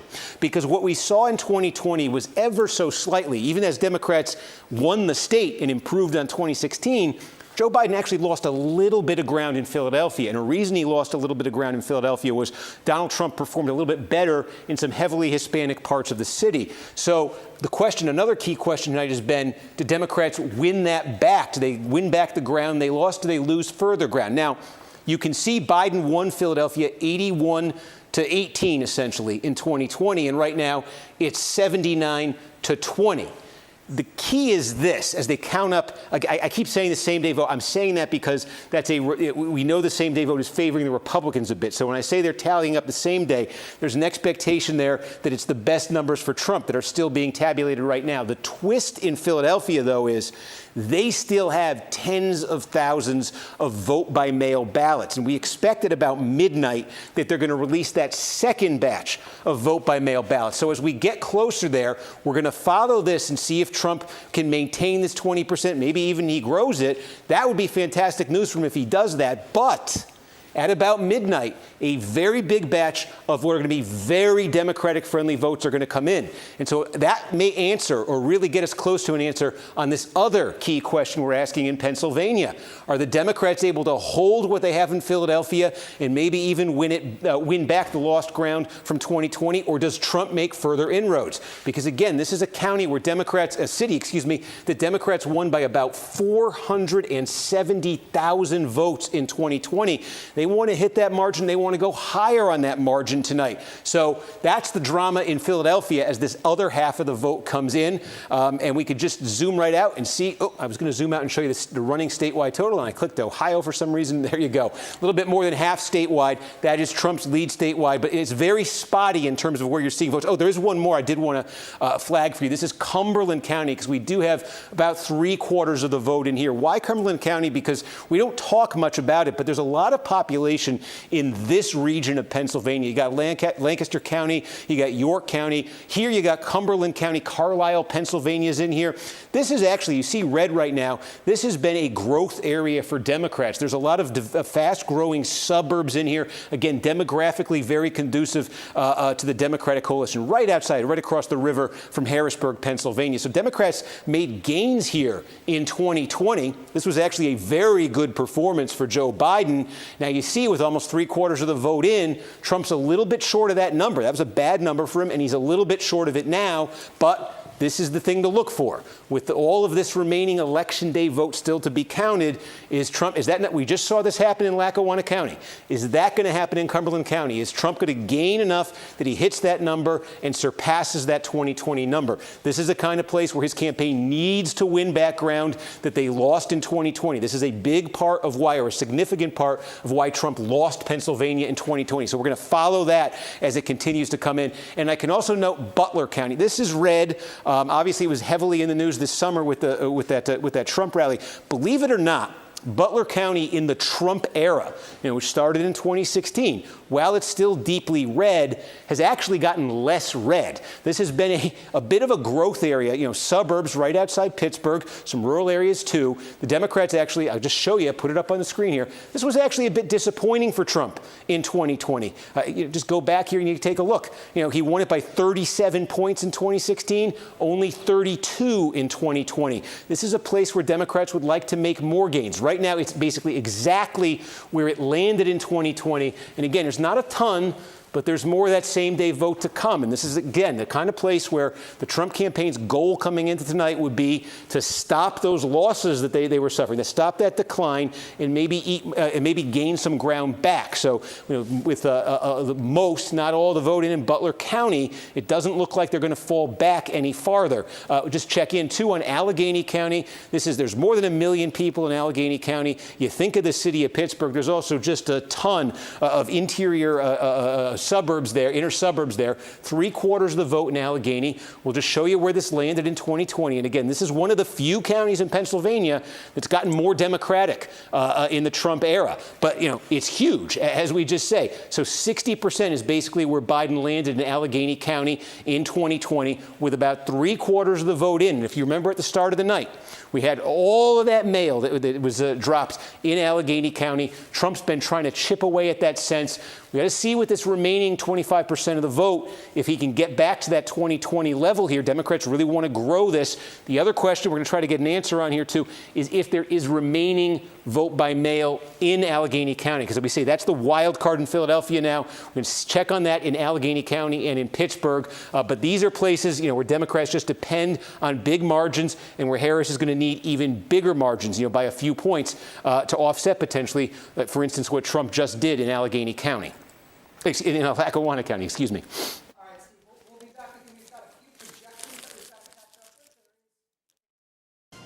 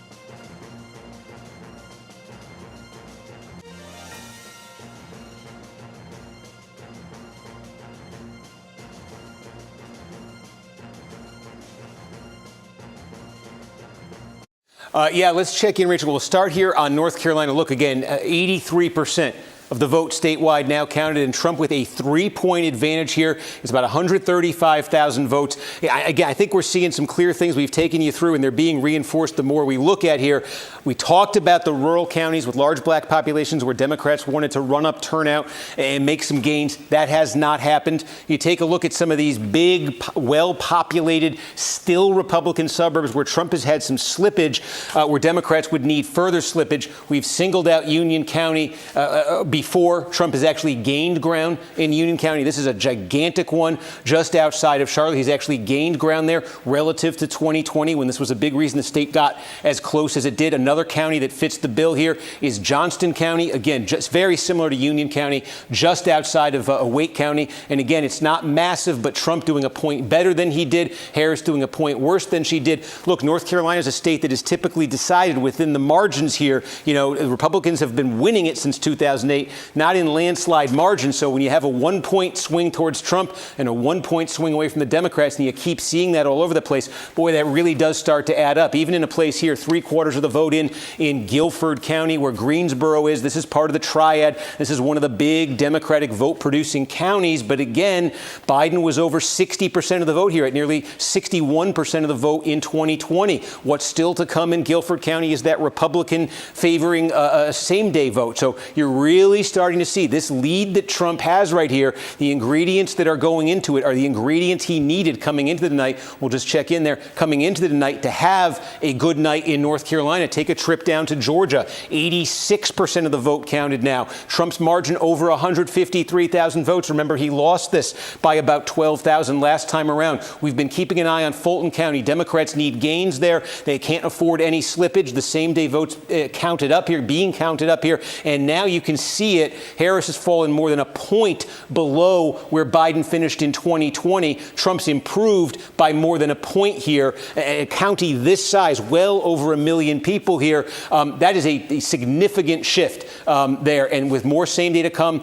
that may get even worse for Democrats right there. You could take a look at Douglas County. We have Cobb County. Again, we still have vote to come in here, but Harris now basically falling back to Biden's level, the potential to slip even further there.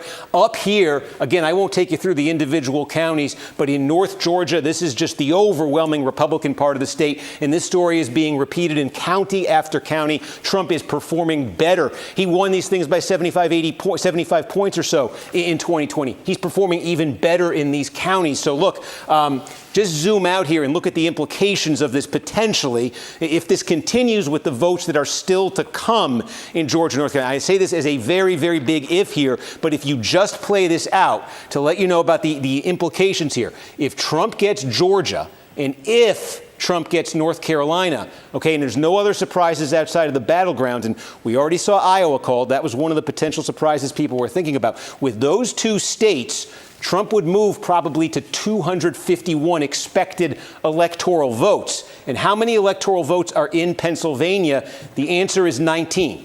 So if in the remaining votes in North Carolina and Georgia, Donald Trump is able to lock down victories in those states, I say if, but based on what I'm showing you, there's reason for hope for the Trump folks that could happen. If Trump wins those two states, he'd be at probably 251, and likely in that scenario, if he could get Pennsylvania, that would get him to 270. Now, Pennsylvania, still a scramble here. 57% of the vote is in. Just check in here on Luzerne County. We continue to get more vote out of here. This is one of the key bellwethers we're using because this is Northeast Pennsylvania. Boy, there's a ton of vote in here, and this is the area the Trump campaign said they're going to improve on 2020 here.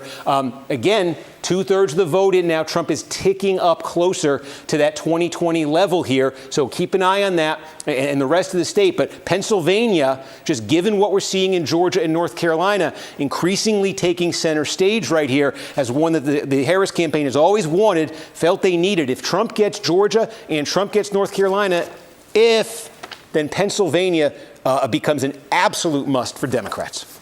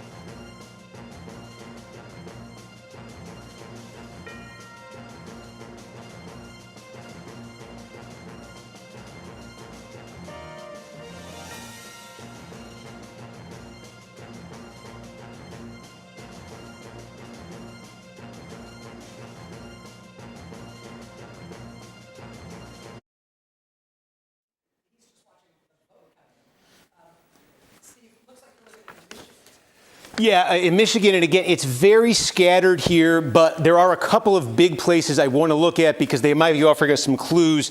Again, we say what some of these bigger counties, we have questions going into the night, specific questions about counties that, could be extrapolated potentially more broadly. Meaning, let's take a look here at one of the biggest. We flagged this one at the start of the night. This is Oakland County. This is a big, giant suburban county just outside Detroit. And this is, of the two big suburban counties just north of Detroit, this is the Democratic one. This is the one, with a lot of college-educated, higher income types, a lot of bedroom communities here. So look at this. 2/3 of the vote is now counted in Oakland County. And Harris is winning. The Democrats are supposed to win here. Her margin's inside 10 points. It's less than a 50,000 vote, raw vote margin here. I want to show you what this does in the context of other recent races. In 2020, this was a 14-point win for Joe Biden. And in 2016, this was an 8-point win for Hillary Clinton. And I don't think I need to tell you, this wasn't enough to win Michigan for Hillary Clinton. This was more than enough for Joe Biden to win Michigan. And this right now looks an awful lot like this. Remember our test coming into the night, one of them was to compare Oakland to its next door neighbor, Macomb. Macomb is blue right now. This is the blue-collar, Trump-friendly suburban county. There's almost no vote that's been counted there, so yet to be seen how this is going to measure up. But one of the reasons Democrats were able to win Michigan, why Joe Biden was able to win Michigan 4 years ago, was this. He was able to run up a monster number in a gigantic, highly populated suburban county, and it more than offset Trump's strength in the other gigantic blue-collar suburban county. This is a number, if this holds, that the Trump people would be very happy with. The Democrats want that back where it was in 2020. One other county that I think we can look at here and get a bit of a clue from, this is just outside of Lansing, and this is one at the start of the night that if the Democrats looked at, they would have said, we want to flip this county tonight. Let me just show you. It got super close in 2020. Joe Biden came less than a point away from winning it here. It had been a 5-point Trump county in 2016. Again, this is one of those places, the reason why Joe Biden was able to make the gains in Michigan, a big sort of suburban county, outside Lansing here. Biden nearly won it. And again, this 95% basically means all the vote is now in Eaton County. It's gone back to that 2016 level, 51-46, 49-44. That's what the Trump campaign wants to see in counties like this, where they had slippage in counties they won in 2020. They want to get that slippage back. We saw that earlier. We showed you Lackawanna County in Pennsylvania. They did that. They did this just outside Lansing. Here's another place where they really want to do that. You could see right here next to Oakland, it's Livingston County. Okay, this is a mix of sort of suburbia, some rural areas here too. It's gigantic, kind of between Lansing and Detroit. More than half the vote now counted in Livingston County. And again, just want to show you, this was a bad number for Donald Trump 4 years ago. He won this by a little bit less than 23 points. This was a good number for Donald Trump. He won the state of Michigan in 2016, winning here by about just under 30 points. And his margin tonight is looking more so far like 2016 than it is 2020. This is a pattern that's being repeated. We're showing you, not a lot of counties in Michigan have this much vote in, but in those that are, we're starting to see this. And again, we're seeing this in other areas of the battleground, the northern tier of the battleground.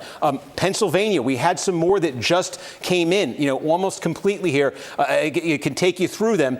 You can start right here, Berks County. Okay, this is where Reading is. One of the things we talked about, Reading has the highest concentration of Hispanic residents of any city in Pennsylvania. The Trump campaign said, we are going to make gains with Hispanic voters. The national exit poll is showing Trump making substantial gains with Hispanic voters tonight. I've seen counties way outside the battleground with large Hispanic populations where Donald Trump has made dramatic gains tonight, some in Virginia. Hudson County, New Jersey is another. And here in Berks County, again, with one of the larger Hispanic populations in Pennsylvania, here's Trump with just about, that's basically the vote here, winning it by 13. Look at that. 4 years ago, he won it by 8. This is exactly what the Trump campaign said it was going to do in a place like Burke County. It was going to take that and it was going to make it double digits. They've made it double digits in Burke County. We check in on Luzerne County. And again, we've been talking about this one. As that same day vote comes in, this is Wilkes-Barre, this is Hazleton, another county with a substantial Hispanic population, one of the highest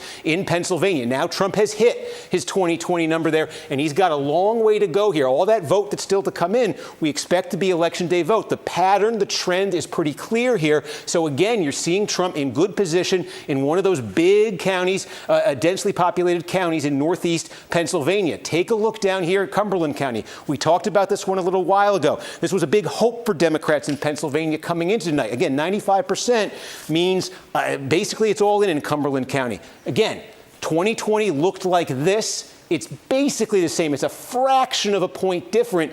But that's a win for the Trump campaign because in the context, look at this. It was an 18-point race. Trump won here by 18 points in 2016. Democrats made a huge jump. This was one of their biggest in the state in 2020, bringing it down to 10. They wanted to keep this going tonight. They didn't. Trump was able to stop the losses in Cumberland County. So again, that's something that encourages that his campaign exactly wanted to see right there. We're starting to get Erie County. Again, this would be the vote by mail in Erie County. The story we've been talking about elsewhere now is going to play out in Erie. This is the bellwether. It's one of the two that switched sides to Biden in 2020. The name of the game in the final two-thirds of the vote is, can Trump catch Harris with the election day vote? Just checking in on Philadelphia, we're up to two-thirds of the vote now in Philadelphia. And again, this is just Philadelphia, the city. And again, I think this is becoming a bit of a theme we're seeing in multiple states now, the Hispanic vote. Why did Trump make some progress? It was small, but it was there in Philadelphia in 2020. It was because he improved with Hispanic voters in Hispanic areas of the city. With two-thirds of the vote in Philadelphia now, it's 77-21. Well, that looks terrible, but compare that to 2020, and look at that. Trump is running 3.5 points better in Philadelphia than he did in 2020. Harris now 4 points off the Biden number. There is more mail to come, more vote by mail to come in Philadelphia. That will be a boost to Harris, but there's also more same-day vote to come. And you can see Trump is running above his 2020 levels there. So where this lands, the Trump campaign's goal in Philadelphia is basically get that Biden number under 80%. So far, they're on course to do that. There's the wild card of the mail there. That adds a lot of volatility to this. But again, you're starting to, as these counties fill in, you're starting to see some patterns, and patterns you're not just seeing in one state, you're seeing them in multiple states right now.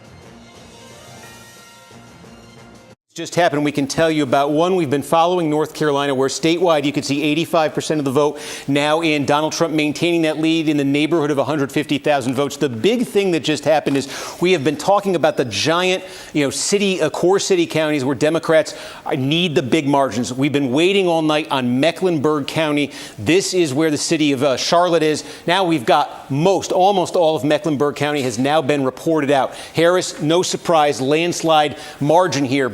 But this is short of where Joe Biden was here 4 years ago. Joe Biden won Mecklenburg by 35. Right now it's 32.5. And again, this number, Biden lost North Carolina narrowly, but he lost it 4 years ago. The name of the game for Democrats was to make a jump here tonight. You could look at it, do it in the raw vote, and you'll really see it. 378,000. That's the number of votes Joe Biden got here in 2020. 179,000 is Trump. That is essentially a 200,000 vote margin that Democrats got out of Mecklenburg County 4 years ago. Not quite enough to win the state, but the name of the game for them tonight was build on that. Drive that over 200,000. With 90% in, there is still some votes to come in, so this is going to change, but you can see clearly the difference here is sitting at less than 175,000. So instead of going north of 200,000, it is on pace to finish south of where they were 4 years ago. So that's a significant development. Democrats looking at North Carolina all night have wanted something giant to come out of Mecklenburg. We just basically got Mecklenburg. That's what it is. The other one that I think is notable, we don't quite have all of it, but in Wisconsin, again, nearing 60% of the vote in statewide, razor thin. But again, one of those questions we asked at the start of the night, getting some clarity, and it's in the most Democratic vote producing margin county in the state, Dane County. Almost 90% of the vote in here. We're getting close to all the vote in Dane County. Significance here, Democrats rely so much on Dane County in Wisconsin now because they've lost so much ground in the rural areas of this state. I said at the start of the night, every single presidential election this century, the Democrats have added to their margin in Dane County. They have squeezed more and more and more out of it. Take a look at this. 4 years ago, Biden wins Dane County. The University of Wisconsin is here by 53 points, and that is a margin of about get that marker working. That's a margin of about 182,000 votes. Name of the game tonight was to hit that number and go further, like they have in every election this century in Dane County, with about 90% and still some votes to come. But you can see how far short they are of that number. 149,000 right now. 182 was the number back in 2020. This is the county Democrats rely on here. Also in the WOW counties, the question coming in tonight, the WOW counties being the big suburban bedroom communities right outside Milwaukee. Coming into the night, they're red now. They've consistently been red. How much less red would they get? We keyed in on Ozaukee County. Okay, this is now 60% of the vote is in Ozaukee County. Significance here is Trump lost in 2016, he won the county, but he lost so much ground that this was the worst Republican performance in Ozaukee County since 1964. This fits the profile demographically of exactly where Democrats thought they could knock it out of the park tonight. Knock it out of the park in Ozaukee County means get this down to single digits, something like that. Instead, 60% of the vote in. We'll see what happens the rest of the way. But so far, Trump has stopped the losses in Ozaukee County, which had been considerable, the decline in Ozaukee County, which had been considerable since he became the Republican candidate in 2016, and now leading by more than 14 points here. So those are some big counties, significant counties, politically significant counties, where we now have a giant chunk of the vote, and we can start to see some patterns developing. Again, just checking in statewide, close to 60%. It is very close there statewide, but that is a county, a few counties where we have that much vote in that size. That's very significant, potentially, what we just saw in Dane County. Steve, as we head towards the 11 o'clock poll closing.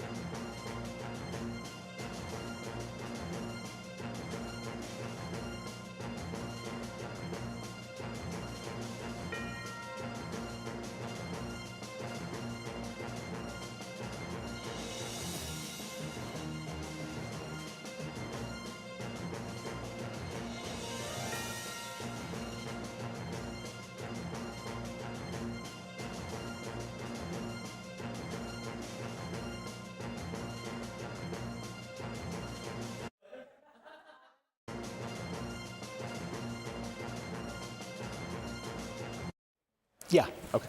Oh, I understand. Did you just throw it at me? Yes. Oh. Somebody was talking to me IFB. I apologize. Here we go. Some more returns in Pennsylvania.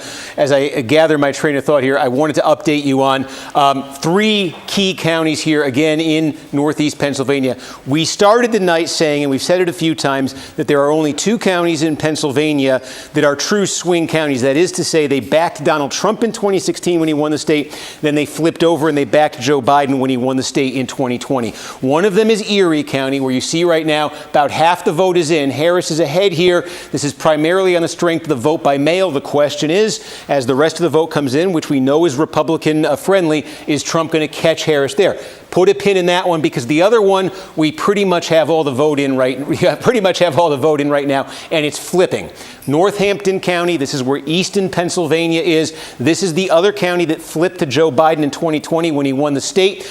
This fits a pattern we started talking about a little bit ago. There's a substantial Hispanic population in this county, and Donald Trump has made meaningful gains here. Joe Biden won this by a fraction of a point. It's now more than 5 points in Trump's favor, with just about all the vote counted up. We also just got a lot of the vote, almost all of it now, in Lehigh County. And again, Joe Biden won here by 8 points in 2020. It's a little under 5 right now. What's in Lehigh County? The city of Allentown is in Lehigh County. It is a majority Hispanic county. Both candidates paid a lot of attention to this. The Trump folks have bet on making gains with Hispanic voters, particularly in cities like Allentown in Pennsylvania. We don't have all the returns in from the city of Allentown yet, but what we do have shows Trump making significant further gains in that city. We also have from Monroe County just about all the vote in. This is where the city of Stroudsburg, East Stroudsburg, is here. Again, substantial growing Latino population. And look at this. In 2020, Joe Biden won here by 6.5 points. Kamala Harris now ahead by 0.7 of a point with just about all the vote in. Something else we've been seeing tonight, this is really, I keep pointing it out because I keep seeing it, and I think it's important to know. There's a lot of counties like this in Pennsylvania and Michigan and Wisconsin where Donald Trump either won or came very close in 2016, and he lost meaningful ground in 2020 when he lost all 3 of those states. And we keep seeing this tonight. Where he's landing tonight is back where he landed in 2016. These were winning numbers for Trump. These were losing numbers from Trump. This is another county where you're seeing winning, the 2016 winning numbers for Trump. And just to put Lehigh in perspective here too, Lehigh County, again, I think we showed you 8 for Biden, less than 5 tonight. So you're also seeing it there. We continue to see it. Philadelphia, monitoring this as well. Now, more than 80% of the vote is counted here. Again, compare this to 2020. Biden won here 81-18. We're going to take it a step further back because I want you to see the longer term trend here. In fact, I can take it all the way back to 2012 because I think it's an interesting story. In 2012, Barack Obama won this county by 71 points. Okay, the county, it's Philadelphia. It's the city of Philadelphia. Donald Trump in 2016, he brought it down to 67 points.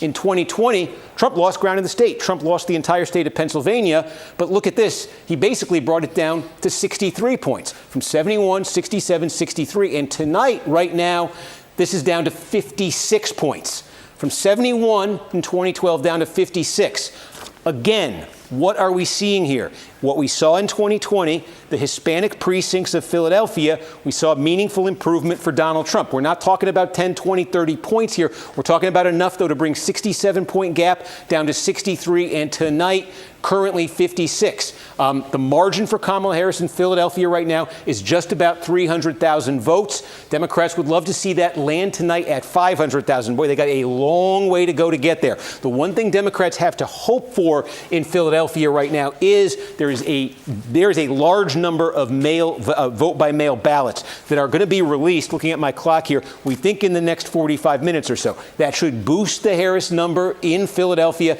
That should boost the margin there. But she needs to get that back at least to where Joe Biden was 4 years ago. She needs to get that margin way up. I'm just going to take a quick look through the collar counties here because I think we're starting to get some meaningful vote. Again, these collar counties, especially Delaware, Chester and Montgomery County have become big, core Democratic vote-producing counties.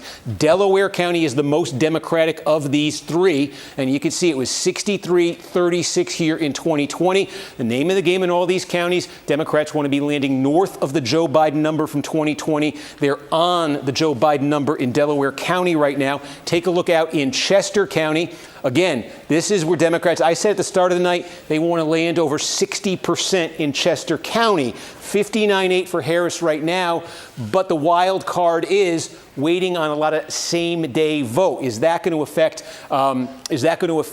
That number for Harris right now? And move up to Montgomery County. You know, you got cities here on the towns on the main line here, old school. 26 points for Joe Biden. It's 30 right now. Again, 30 would be where Democrats want this to land. The danger for them, though, is there's still a significant amount of same-day vote there. But Democrats need Philadelphia to come through on the mail. They need massive margins to hold in these counties, and they're also going to need that. We'll just check quickly in Allegheny County. We're getting close, by the way. Pittsburgh suburbs, we're getting close to 90% of the vote here.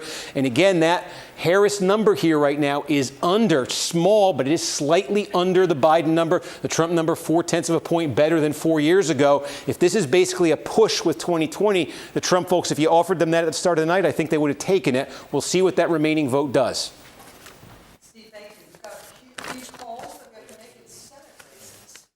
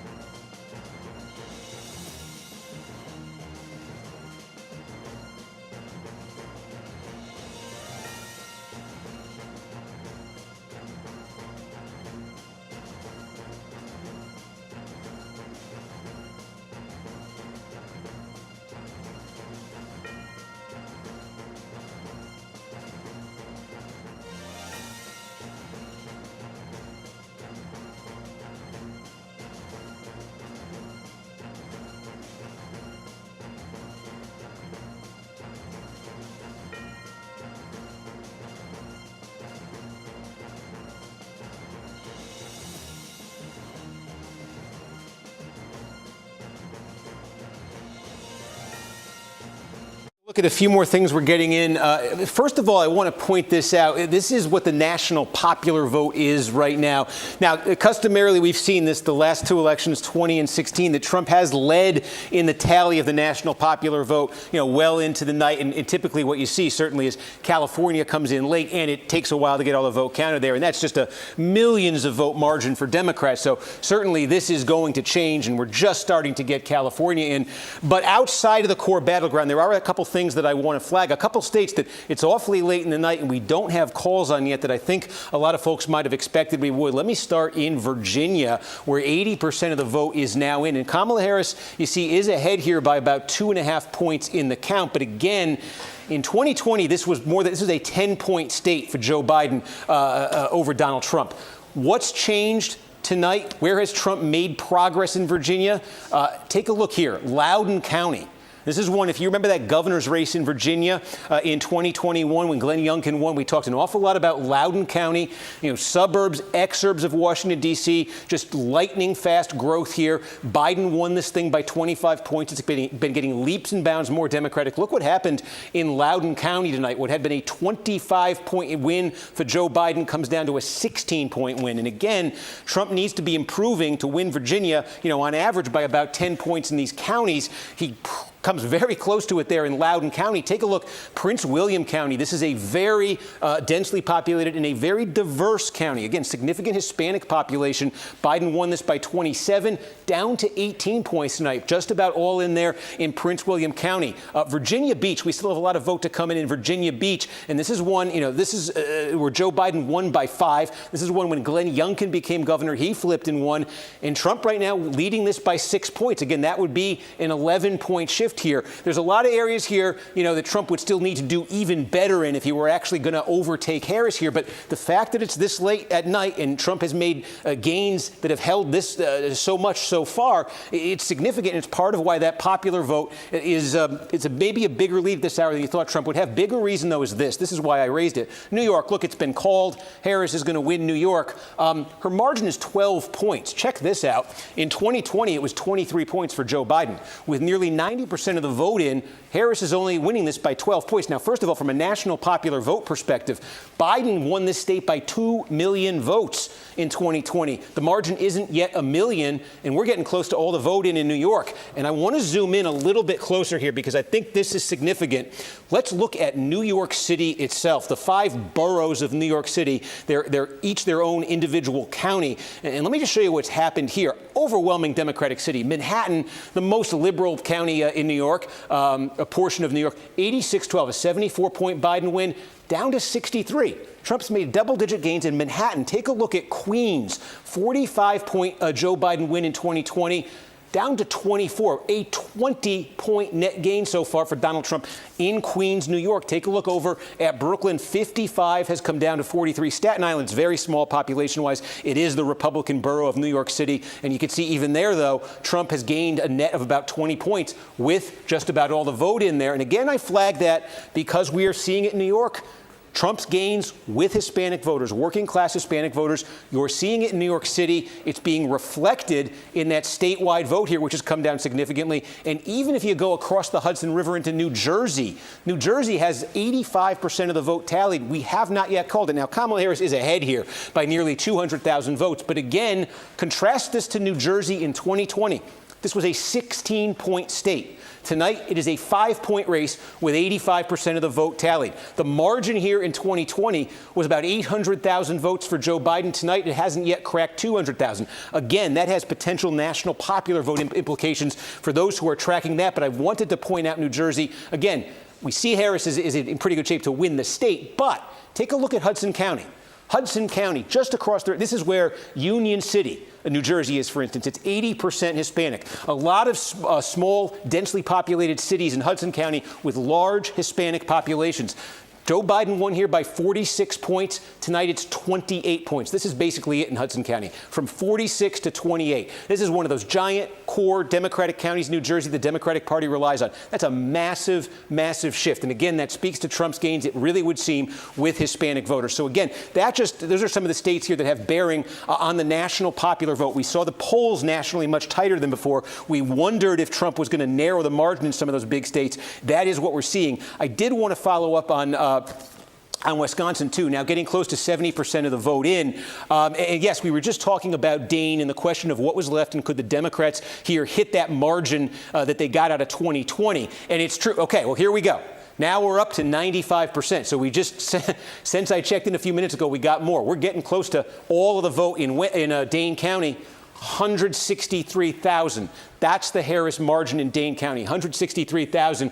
In 2020, that was about 182,000. 182, 163. We'll see if there's any more votes to come. But when that hits 95%, there usually aren't. So again, if anything like that holds, boy, Democrats want to be at that number. This is where they've improved their performance every time for 4 years. Where Democrats have improved tonight, where Harris has improved, or it looks like she will, not much to come in Waukesha. Big county, 400,000 people live here. One of those wow counties right outside Milwaukee. And here again, Trump got, basically 60%, 60 to 39. Trump falling a point here so far. Harris rising a point over Biden. So that is progress for Democrats in a very big county. You take a look here at Ozaukee County. And again, this one, now we got about 3/4 of the vote in. And Trump is running a bit above, not much. It's basically level with his 2020 number. Again, this is one where Democrats want to get a couple points better, see what happens with that remaining vote. And we talked at the start of the night about, we say, the wow counties and the bow counties here. Brown County, Outagamie County, Winnebago County, mid-sized cities along sort of the Fox River, Lake Winnebago. These are all counties that Donald Trump won in 2020, but with reduced margins. Is he returning to 2016 levels, or is he back at 2020 levels? So Outagamie County here, again, this is where the city of Appleton is. In 2016, when Trump won Wisconsin, he won this county by about 13 points.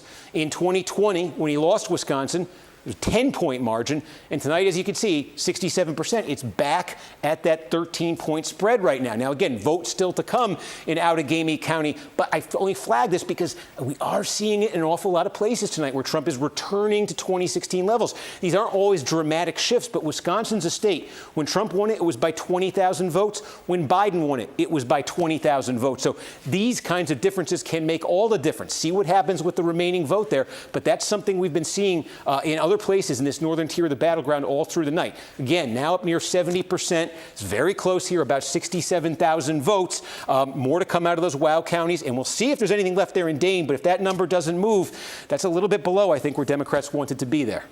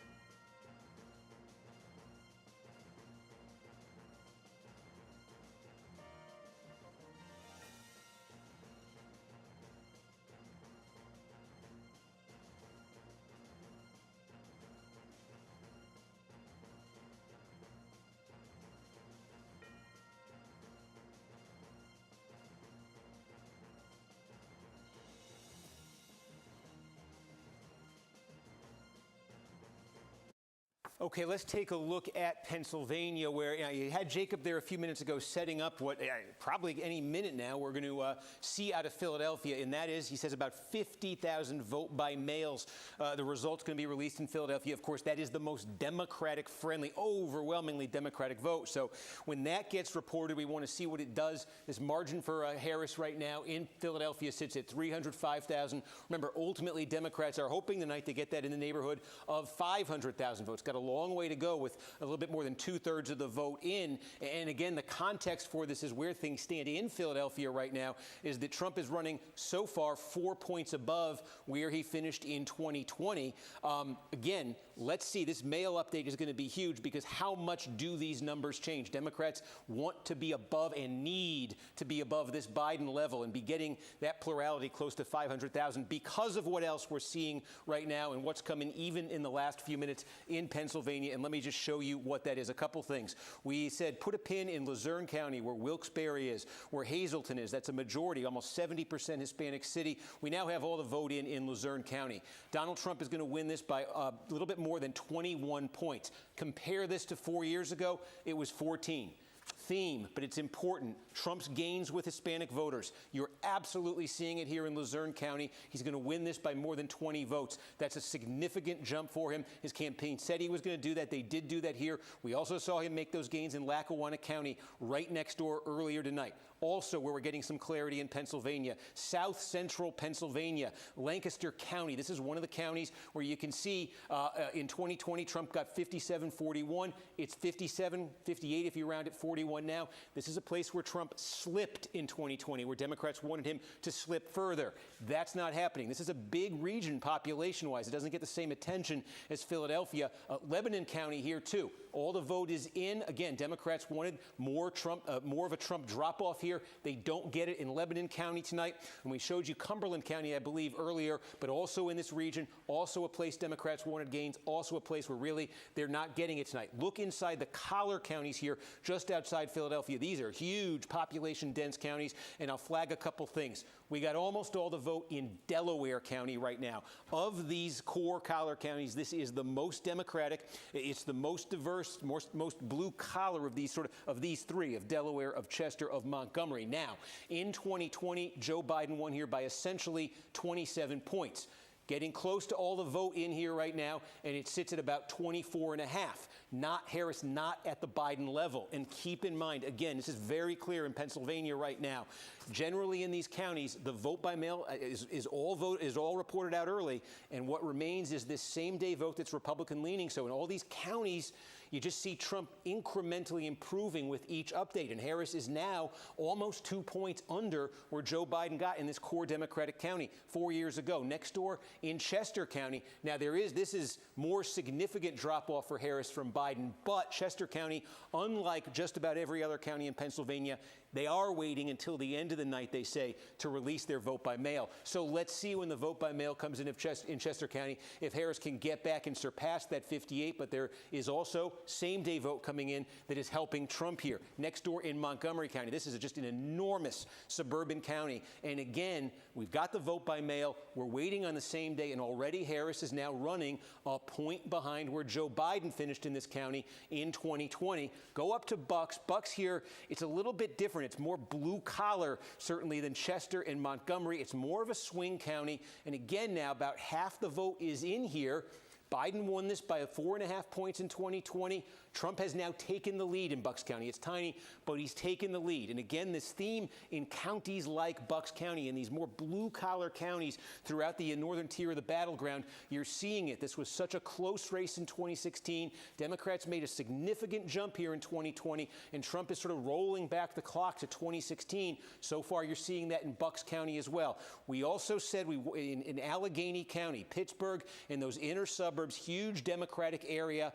We're coming close to to all the vote in? 94%. We are super close right now. And again, let me just show you. In 2020, Biden essentially got 60%. And your Harris is very close to that, but she's not quite at that level. And Democrats won her over 60% here. Given everything I'm showing you about these Trump gains, especially in these counties with significant Hispanic populations, it becomes essential for Democrats that Harris in these areas overperform where Joe Biden did in 2020. Now, there may be some vote-by-mail ballots left, we're told, in Allegheny County, but we're talking about maybe 1,000, something like that. Very small amount, nothing on the order of what you've got there in Philadelphia. So, again, this is a place where Democrats want big gains. And frankly, the way this is playing out tonight, need big gains, given everything else I just showed you. Reset it, 85% of the vote now in Pennsylvania, about 170,000 vote difference. Seeing, as in case it came in there, it did. There you go. That vote-by-mail update, it looks like, came in Philadelphia as we were going through this. And you can see, look at that Harris margin,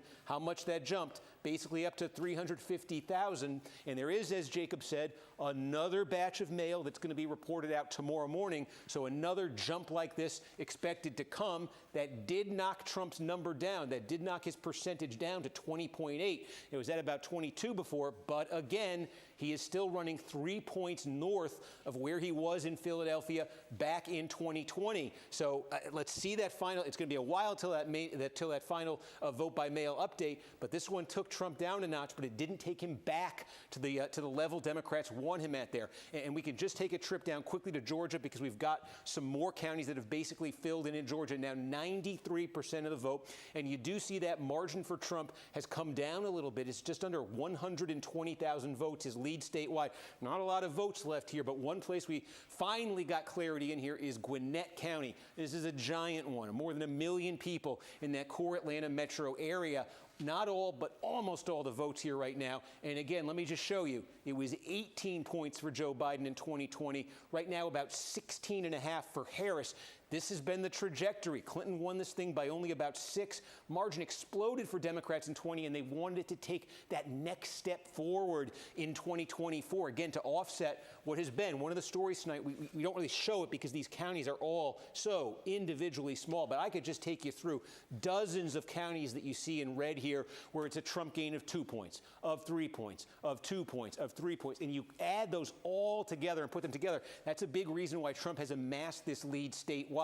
We've also got a little bit more in now out of DeKalb County. You know, some of this county here is inside the perimeter, large black population, large population of college-educated white voters.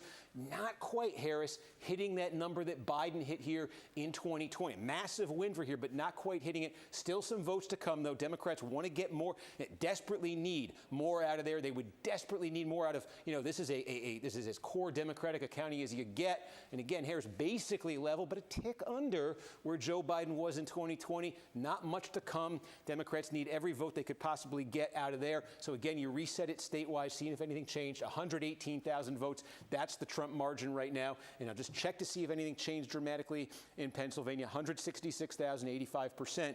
And you see what the lay of the land looks like there right now. All right, Steve, thank you. We'll check it back with you. We've been periodically.